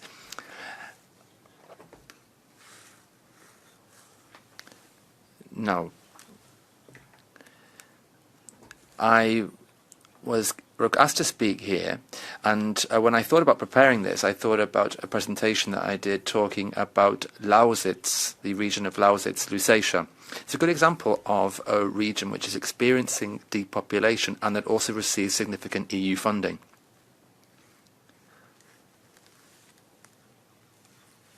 So, Lusatia is in East Germany, and it's in Brandenburg and Saxony, close to the capital, Berlin. Now, obviously, after German reunification, there was a significant structural change, and there was a massive exodus of younger people in particular. Since 1990, some districts have lost almost 1/3 of their populations, and the one here in red here, this is borders the Berlin region, and this actually saw an increase in population, but that's the only one. Now, more people are moving to Lusatia than are leaving, but the population is still shrinking. And it's mainly because of aging population and high mortality rates rather than people actually fleeing the region. Now, here we can see a population projection. According to this, there will be a continuation of this by 2040. Most of them will lose almost 1 in 6 inhabitants, even though there is actually a net increase in the people arriving to the region. Now, many regions by 2040 are going to lose population, sometimes 20%. This is other areas of Germany. Now, here you can see the map of Germany, and in blue, those areas are going to see a decline in population. It's predominantly in East Germany that you see this phenomenon. But there are also many regions in West and Northern Germany as well, and in Northern Bavaria. And there's also some of the Länder from what was formerly West Germany, therefore. Now, as we've already heard, this can lead to a downward spiral. So we see population decline, and then there's a decline in supply, decline in attractiveness. So more and more people, if fewer and fewer people, use buses, go to schools, go to shops, then the supply will go down, then the attractiveness of the region will also go down, and then that lead to fewer people decide to live there. And in a similar way, this will also lead to fewer employees in an area, less attractiveness for employers. Now, this is what's happening, as I say, in those areas in blue. Now, there are many funding programs which seek to provide billions of funding to help these regions that are suffering population decline, such as Lausitz or Lusatia. Now, at national level in Germany, there are 2 main programs. These are funded by the central and regional governments. Now, there is one which there's an economic infrastructure development job creation, or GRW, in Germany, and they want to lead to a climate neutral economy. Then there is the agricultural structure and coastal protection task, the GAK, and that wants to improve the future viability, competitiveness and the sustainability of rural regions. Now, in addition to these national programs, there are also EU funding programs. I'm sure you're very familiar with those. Firstly, the European Regional Development Fund, or ERDF. And this is like the GRW fund in Germany. It's supposed to fund the improvement of regional economic structures. They seek to improve economic infrastructure, but also create better living conditions and other specific projects on innovation in healthcare and care. And that is the key aims of that project. Now, another European project is the European Agricultural Fund for Rural Development, or EAFRD. Now, like the GAK in Germany, this is about helping rural regions. They want to improve competitiveness of rural areas, but also provide cultural opportunities, cultural events as well in rural areas. It also helps local players with the help of funding to improve the living conditions in this area. Then there's also the ESF+, the European Social Fund, that will promote employment, integration, qualifications, also social inclusion. In Lausitz or Lusatia. They also seek to help young people in renewable energy is a key sector in Lausitz, and they want to help young people work in that area. And it's a strategy, it's a way of keeping young people in that region. And last but not least, there's the JTF, the Just Transition Fund. Now, this helps regions in their structural transition, especially former coal regions like Lusatia. The JTF is helping companies modernize their facilities and train their employees. And there are also sources of support for projects in former churches and in youth centres. And often national and EU funding programmes interact very closely. We have the Common Agricultural Policy, the CAP. Here's a very good example of how that interconnects with, for example, the funding programmes for rural areas. It's quite a complex graph here. But what's interesting here is that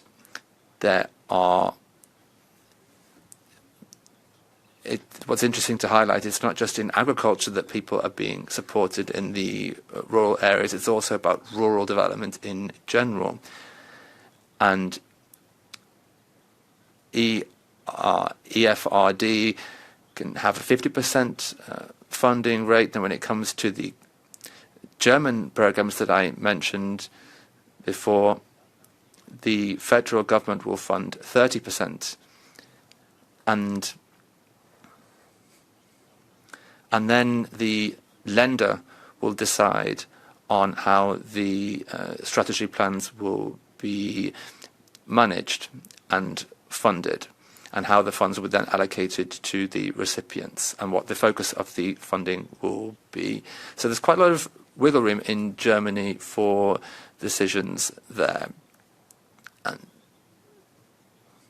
now, obviously, it's the responsibility of these authorities to ensure that the funding is really used for regional tasks. It is working very well. And they also decide on the proportion of the funds that the EFRD will then put into the leader programs. In Lusatia, quite a lot of money has gone through the leader programs. I think 30% of EFRD, and in Saxony 36% has gone into the leader programs. Now, obvious, it's the responsibility of these authorities to ensure that it is people in regions with poor infrastructure to be able to receive these funds. Now, EU funds make important contributions to supporting structurally weak and shrinking regions. However, we may not be able to reverse depopulation completely through these funds, at least in Germany, because we are seeing demographic changes and an aging population in these areas. So it will be difficult to mitigate this problem, at least in the foreseeable future. A key objective of the EU should be to respond to the challenges posed by depopulation, focusing on improving living conditions in the areas and also trying to mitigate the impact of demographic changes such as aging population, so that older people can live in these areas and that people were able to have the right to stay in the area where they actually want to live. Thank you. Thank you. Mrs. Kadri Ustal from DG Regio. Thank you, Mr. President, honourable members. Thank you for inviting us to this very timely and important discussion. I'm the head of unit in DG Regio, working on cities, communities, people. So a frequent flyer here in the Regi committee. Usually we talk about cities, we talk about housing, but demographic change and its impact on the regions is equally as important and very much in our focus. Everything that was said here today, we agree with. The 9th cohesion report had a very similar analysis and similar maps showing that there is an overall decline that the European population is in. Over the next 25 years, we are going to be losing around 1 million people per year all over the European Union. There are very big geographical differences between member states, within member states, as you've also heard here today, also within regions. It could be that one part of a region which is generally declining actually manages to attract people while others are losing. So there are very large differences in how member states are experiencing this overall decline in population. The analysis in the cohesion report categorized regions, because that's our main target group, into those which are in the most severe, and we call it the talent development trap, and those with a high potential of getting into this talent development trap. It just means you're unable to maintain and attract talent to a region, you're losing people. The very important point here is that the issue is not a straightforward one, and it is not diagnosed in the same way in all the regions and places, as also we have seen from the examples here today. Fortunes of a region can be reversed and then reversed again. There are ways of interfering in a positive way and in a negative way. And it is not a simple solution. You build a factory, you fix a problem. There are many factors which determine whether someone stays or goes. The importance of the demographic change is high on the political agenda. The Executive Vice President Fito has been asked to also work, among other very important topics, on the right to stay. And for us, this means looking at the impact of demographic change on regions. Cohesion policy, of course, has been there for regions left behind, regions losing population for many years, of course.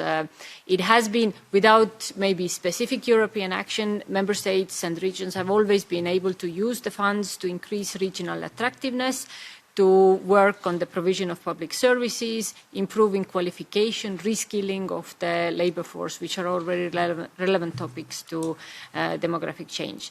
Cohesion policy helps strengthen regional productivity and innovation systems. We support reforms, especially those which are in labour market and educational systems. They are very relevant to demographic change. We also support family-friendly investments and policies, and ultimately the integration of legal migrants into labour markets, which can be part of the solution. We are now in the middle of the midterm review for cohesion policy, and demographic change, which has become more apparent in the more recent years in regions, can and I hope will be taken into account in member states' proposals for adjustments of their funding needs and how they are using the flexibility reserve.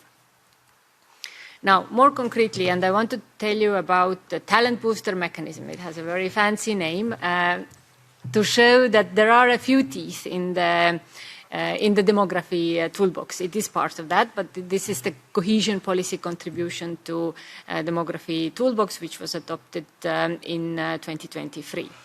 So we've set up something that's called the talent booster mechanism.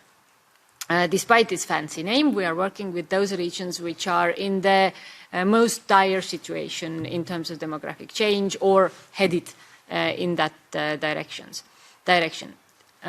I think we can move on with the slides. I can probably do that. So this is the map. It confirms all the other maps you've seen before in where the demographic change lands the hardest. No surprises here. On the next slide, yes, this is a little summary of which tools are joined in the effort of the talent booster mechanism. So we're going first of all with cohesion policy support, then there is also technical support instrument, the interregional innovation investment and urban initiative. These are different cohesion policy tools which are involved in the talent booster mechanism. So what does the talent booster mechanism do? We are working directly with those regions in the worst situation in terms of demographic change. Yes, and this provides the summary. We have Castilla and León is part of it, Extremadura is part of this work that we are doing. We're working directly with these regions with the help of OECD and other consultants, and we are analyzing, we're helping them understand the reasons in their region for the demographic decline. And as I said, and as was shown here today, the reasons are different. And when the reasons are different, obviously the solutions have to be different. So it all starts from diagnosis, using modern ways of looking at data, analyzing data to really understand what the problems are, and then working out the strategies and the solutions for those particular problems in those particular regions. I'd just like to mention one thing. Some people say it's hopeless. We can't turn it back. Others say there is still time to turn it back. I think with only hope and positivity we can have a chance of turning anything back or maintaining the European way of life everywhere in Europe. But we do need to get out of thinking in our usual ways and looking a little bit more outside of the box. Yesterday I had the great opportunity to meet colleagues from Japan. And Japan, as you know, is also suffering with aging and demographic decline. And they have a very interesting example. In Japan, they are now encouraging people from overpopulated, densely populated cities such as Tokyo to have a second home somewhere in the rural areas, so that they go there and they're really encouraging them. There are cultural reasons why it's not happening naturally. So they are encouraging them to go spend some of your working time, because now we have more flexible ways of working. Spend your free time, any time that you can, there in the rural areas, bringing, of course, economic activity, bringing people, bringing life to those rural areas. So they're kind of the W's of the same person in two locations. It's an interesting solution. What do we do here in Europe when people have a second home outside of the city? We tax it usually. So maybe there is a different way of looking at where we are, because the demographics are changing, the facts are changing, then perhaps also policies should be adjusted. What else we are doing? We are supporting reforms from the technical support instrument. We are working with the Interregional Innovation Investments Instrument to boost specifically innovation capacity to bring high-paying jobs into regions. And we have given direct funding from the European Urban Initiative to shrinking cities, another beautiful name for the harsh reality. The talent booster mechanism, it's not a massive support program. There are not billions of money going into it. It's more, I see it as a greenhouse of where we are testing and trying out solutions, these tailor-made solutions for regions which all have their unique problems and therefore need a unique solution. The talent booster mechanism will deliver its results by spring, mid next year. And then we hope to move on with those results and show it to the rest of regions in Europe which are in similar troubled situations.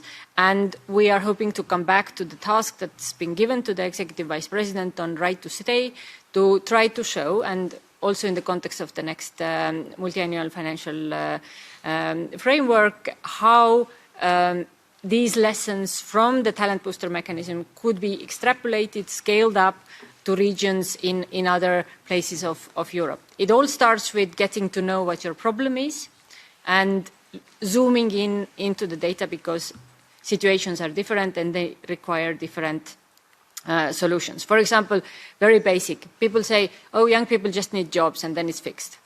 That's not the case. Our work with the regions very clearly shows that job is not the only thing that makes the young people stay. They feel to be empowered in the community where they live.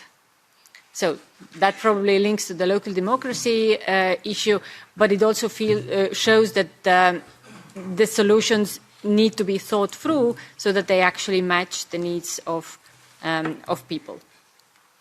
To sum it up, looking at the projections, it is clear to us that demography will increasingly condition where key public investments are to be made within the European Union. And by the nature of this, just the fact of this, means that this will be a very relevant issue for the long-term investments, also under the next multi-annual financial perspective, and very relevant to the future of cohesion policy. And we hope to be part of the discussion and show the good examples from the talent booster mechanism as soon as they are available. Thank you. Thank you so much. Now is the time for the questions. 2 minutes each, maximum, please. We start with Mr. De La Hoz Quintano. Sí, muchas gracias. Thank you very much, and thanks once again to the presenters for their excellent contributions to the debate. I want to focus on a very specific issue. I want to hear views on whether this tool could be applied to develop policies to fight depopulation. Guidelines on state interventions include state aid that can be used to reduce a business's operating costs if it is justified and it is considered necessary for the development of a region. There's a 20% cap on workforce costs established by the EU. In 2022, the Commission adopted a roadmap for Spain for regional aids, including the possibility of state aid for companies that set up in the three NUTS3 regions with the least population density, which is under 12.5 inhabitants per square kilometre. It's true that the tax breaks for hiring workers in those areas established by the Spanish government are very far from that 20% of operating costs which the Commission allowed for. But in the future, there could be state aid with the authorization of the Commission to develop economic policies to retain population via aid for companies setting up there. This model has also been developed in other countries, and I'd like to hear your views on whether this is the right strategy to achieve the goal of attracting and retaining population in these territories. The other question I had is, given what you've told us, do you think that a lack of coordination between the European Commission's policies and those by regions and municipalities is a drag on achieving these goals? Don't you think that we need to encourage better coordination between the policies at different levels when it comes to wealth generation, providing public services, and generally retention of population? From S&D. Vielen Dank. Thank you very much, and greetings from Mecklenburg-Vorpomerania. Thank you very much for coming to today's committee meeting and for sharing your input with our work. Now, I have a couple of additional questions to what you have spoken about. You talked about an aging population in general, and in the Lusatia region, it's really the people who are coming to the region and unable to cover the number of older people who are dying. Now, often in many of these areas, there's in my region, the average age is over 60. There are no longer any school buses, too few families move to the area, and they're not able to have enough services or infrastructure for those people. And I think infrastructure is an absolutely key point. At European level, we're having many discussions about bolstering competitiveness. With the competitiveness compass, we've also been talking about defence, and I think particularly when it comes to that, we should not leave rural areas behind when it comes to support measures. Depopulation also has an impact on election results. This means there are more votes in these areas for far-right parties and extreme parties. And what this does is this jeopardises our democracy and our coexistence. And perhaps then people do not, as a result, want to settle in those areas. And we really need to tackle that and look at that. Now, another thing. It's very interesting to see how European funds support these issues on the ground. When we talk about this at European level, often we have a more policy-based approach. So we don't really think about the programs themselves. What consequences does this have for regions like Lusatia?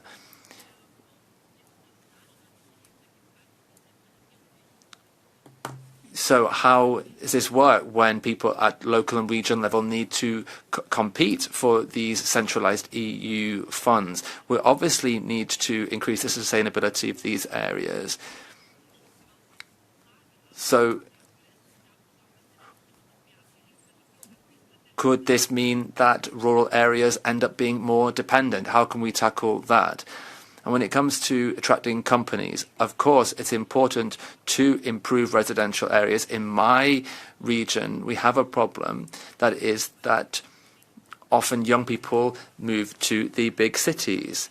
But this means we have housing problems in those areas, and in rural areas, the areas become even emptier than they were before. So we have a challenge to face. Obviously, on one hand, there is a lack of housing, and people often move away because there aren't opportunities to stay in their areas. So could you say a little bit more about right to stay from that perspective, please? Thank you. Thank you, Chair, and thank you to the two panel members for their contribution. I'm curious about a number of the issues that they've raised. I might ask the questions of them. Firstly to Frederick, who spoke about the breakdown and the nature of the funds, which all play into the picture in that region. And I'm interested particularly about what I conceive to be the failure of the Just Transition Fund to play the role it should do in that overall situation. On behalf of Renew Europe, I carried out a report recently in this Parliament which confirms that the absorption rate for EU JTF is still less than 6%. There are commitments to 20, 25%, 30% of projects, but it has been very slow take-up, and I'm curious why this has not been successful. In my part of the constituency in Ireland, we have found it is much too complex, and it is difficult to understand or to actually administer for people in regions such as this. In other words, a coal miner and their community knows how to mine the coal. They're not particularly brilliant at administration and filling up forms. So simplification might be, I think, one of the issues I feel also needs to be looked at in that area. And secondly, in regard to LEADER, you mentioned LEADER.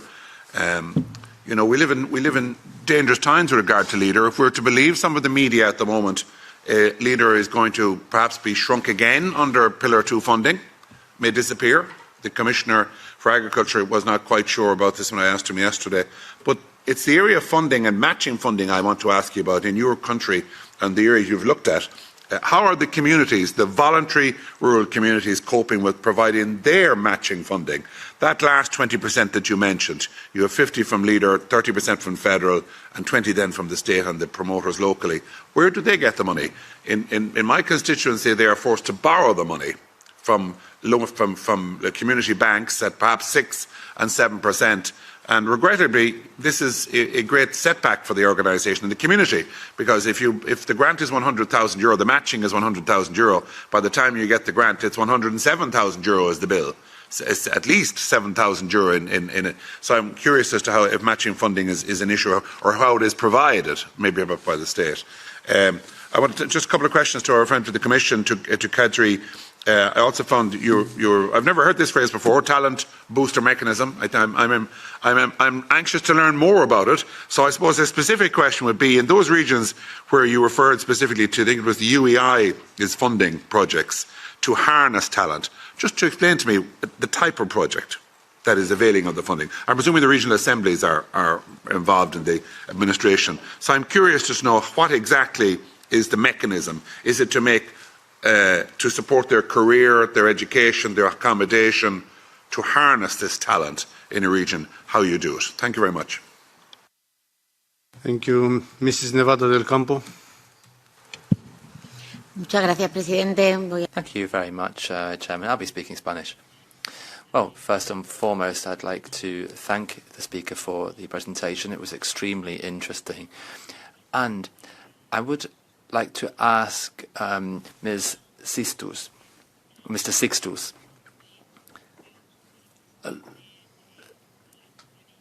so you talked about the funds being used in that region of Germany. What would happen if cohesion policy were to change substantially in terms of management? It would no longer be multi-level in the way it's managed, and it would be done via per country, like the Next Generation Fund. How would that work? How would that affect the development of these most depopulated regions? And secondly, to the Director General, I was very interested in what you had to say. Could you give some more examples involving Japan? I think this is a very interesting model to explore, especially in regions that, like mine, which is on the list of one of the most affected regions, together with Castilla y León. Thank you. From Renew. Ja, vielen Dank. Thank you very much, Chairman, and thank you very much to the experts. Mr. Sixtus, I have a question. The proportion of young women has declined significantly where I am from. I assume it's the same in the east of Germany as well. And therefore, for the Commission, what can we do in terms of a talent boost mechanism to stop that kind of population decline? And where I'm from, the biggest shortage is for doctors. There aren't enough young doctors in my region. Is the Talent Boost program actually going to be targeted at specific professional groups? And Mr. Sixtus, just so I understand correctly, as a local politician, the big administrative reforms in East Germany, did these contribute to accelerating to people leaving certain regions? Often before, there was a contact person, the local council. Often it was women when East Germany was a separate country. And there were people there who were there to help people with their everyday activities. Could you say a little bit more about that? Thank you. Thank you. Now I give the floor for the final remarks for 5 minutes each maximum to our experts. Mr. Sixtus. Ja, vielen Dank für die spannenden und vielen Fragen. Microphone for the speaker. Vielen Dank für die. Thank you very much for all of those very interesting questions. So many questions. I tried to note all of them down. I hope I managed to answer all of them as well. I was asked about what programs are needed to combat depopulation. well, people need to decide to stay in regions, and we also need to attract people to move to those regions. You highlighted the fact that young people are leaving first and foremost. That's not going to change really, because young people leave to study, for example, at university, but the issue is whether they come back.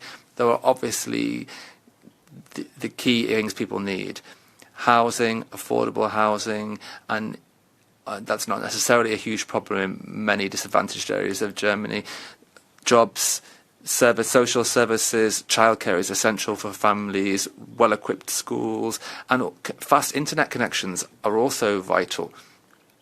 These are the things which are most important for people, but in many places this is not very easy to tackle as a problem.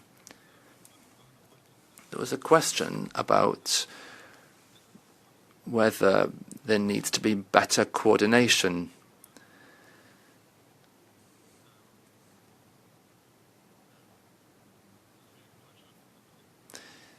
Well, what we've seen in Germany is people are moving to some regions that are experiencing depopulation. Nevertheless, the population is shrinking because of demographic changes. So even if we do manage to attract people to move to these depopulated regions, then the population will continue to decline. Now, yes, coordination between political levels. I can agree with the previous speakers. It's essential that people are able to take part in decisions in their local areas. People need to decide what they need in those local areas and how things should work so that people's needs can be met. Now, obviously, it makes sense to have certain conditions and requirements as to how funding should be allocated, but there needs to be autonomy at the local and regional level to ensure that those funds are distributed properly. Now, when it comes to ageing, yes, we need sustainability programs. We also need flexibility.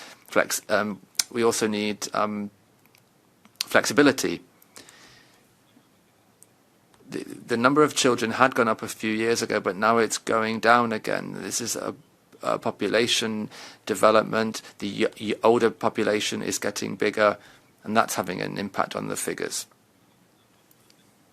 So we need flexible programs to ensure that we have more children. But this aging process really is only getting started now. More and more often, buildings are funded that should be used as nursery schools, but then in 10 years will then end up being used as nursing homes for older people. So there needs to be flexibility here.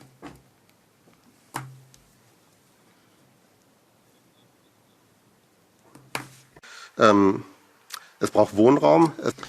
We also need housing and places for people to live. What about exchanging housing? Many older people no longer have their children at home, but then they can't afford to move to a smaller place because rental prices have gone up so much. So perhaps we need a model to allow older people to move to an appropriate house so that then young people can actually move in with their families into the houses that the older people have left. Yes, the LEADER program. This is one of the most important ways of ensuring regional autonomy and responsibility at the local and regional level. In Germany, the Länder decide firstly, and they set the conditions, and then there are local action groups that will decide what the proportion will be for the recipients. Now, this works well because there's accountability for the funds that are used at local level. Now, there are funds, for example, the ESF, where there is a regional budget, and those involved were asked to contribute their own funds in certain circumstances. But I haven't got any more information on that. Now, the last question was about what would happen if all of the distribution was centralised. Well, it's important to maintain autonomy at the local level. When it comes to the CAP, the lender have the right to be involved in decisions on that, and even at the lowest level. Now, when it comes to contributions to depopulation in Mecklenburg-Vorpommern, in that land, and many other areas of Germany, actually, there have been administrative reforms, and they have perhaps led to a decline in people identifying with their region. So when people think about their older municipalities, perhaps it was located in one particular city, their local council, and now that that has disappeared, perhaps they identify a little bit less with their region, and perhaps it is actually leading to people leaving and not coming back to that area. But I don't want to establish a direct causal link between those two things right here. Thank you. Paz, she wants to take for 2 minutes to take the floor. Danke Ihnen für die Sprechung. Thank you very much for your presentation. I have spent time in Germany myself. I was an Erasmus student.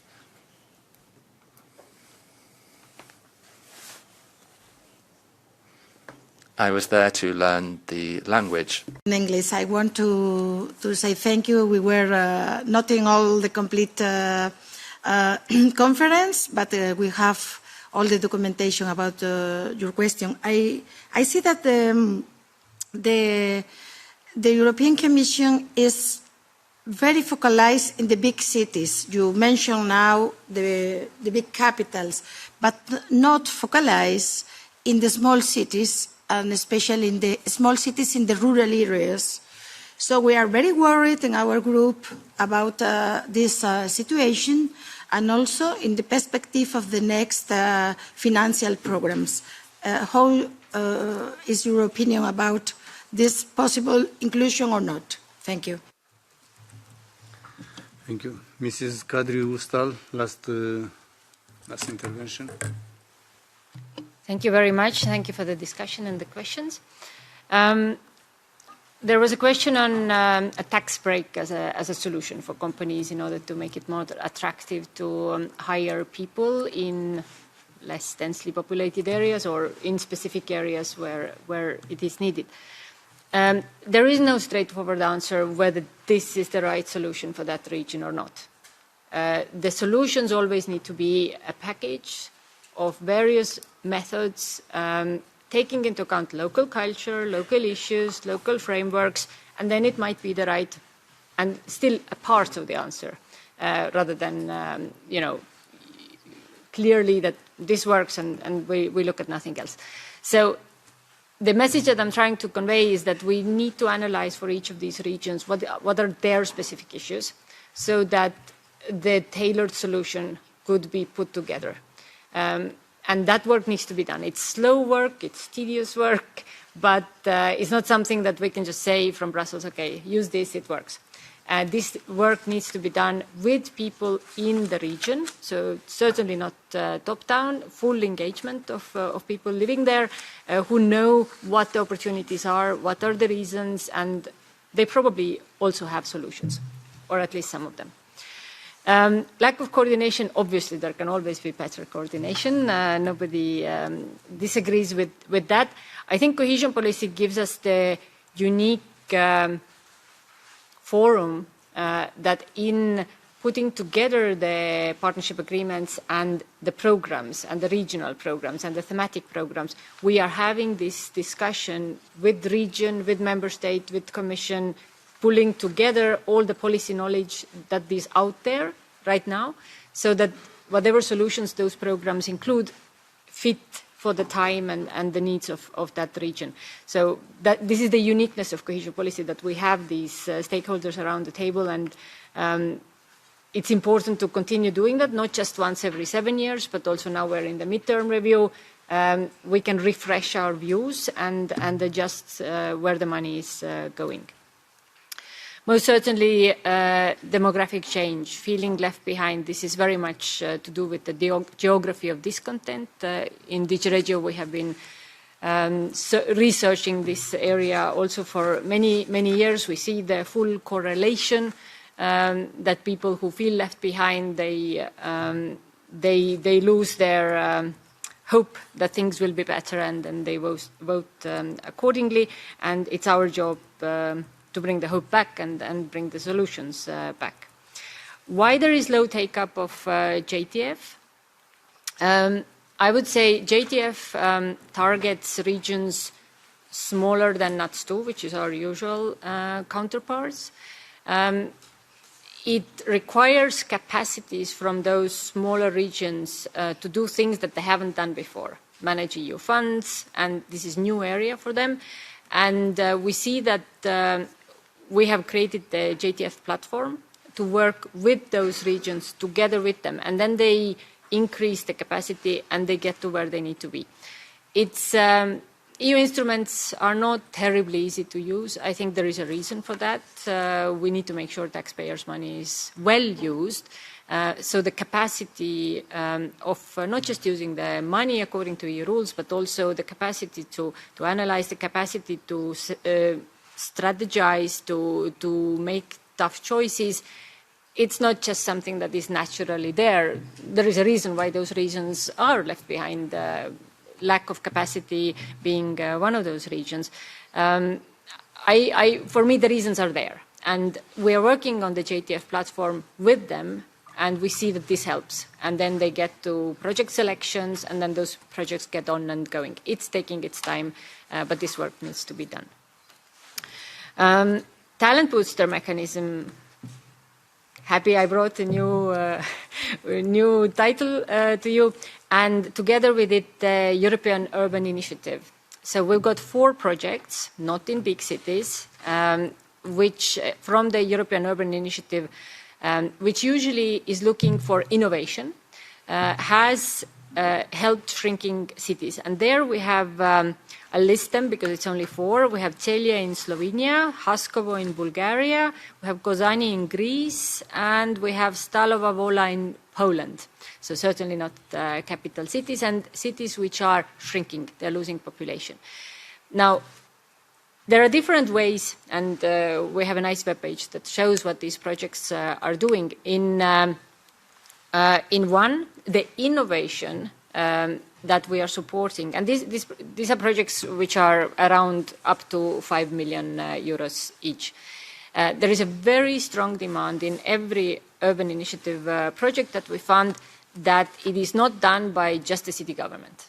It has to be done in cooperation with all the concerned stakeholders.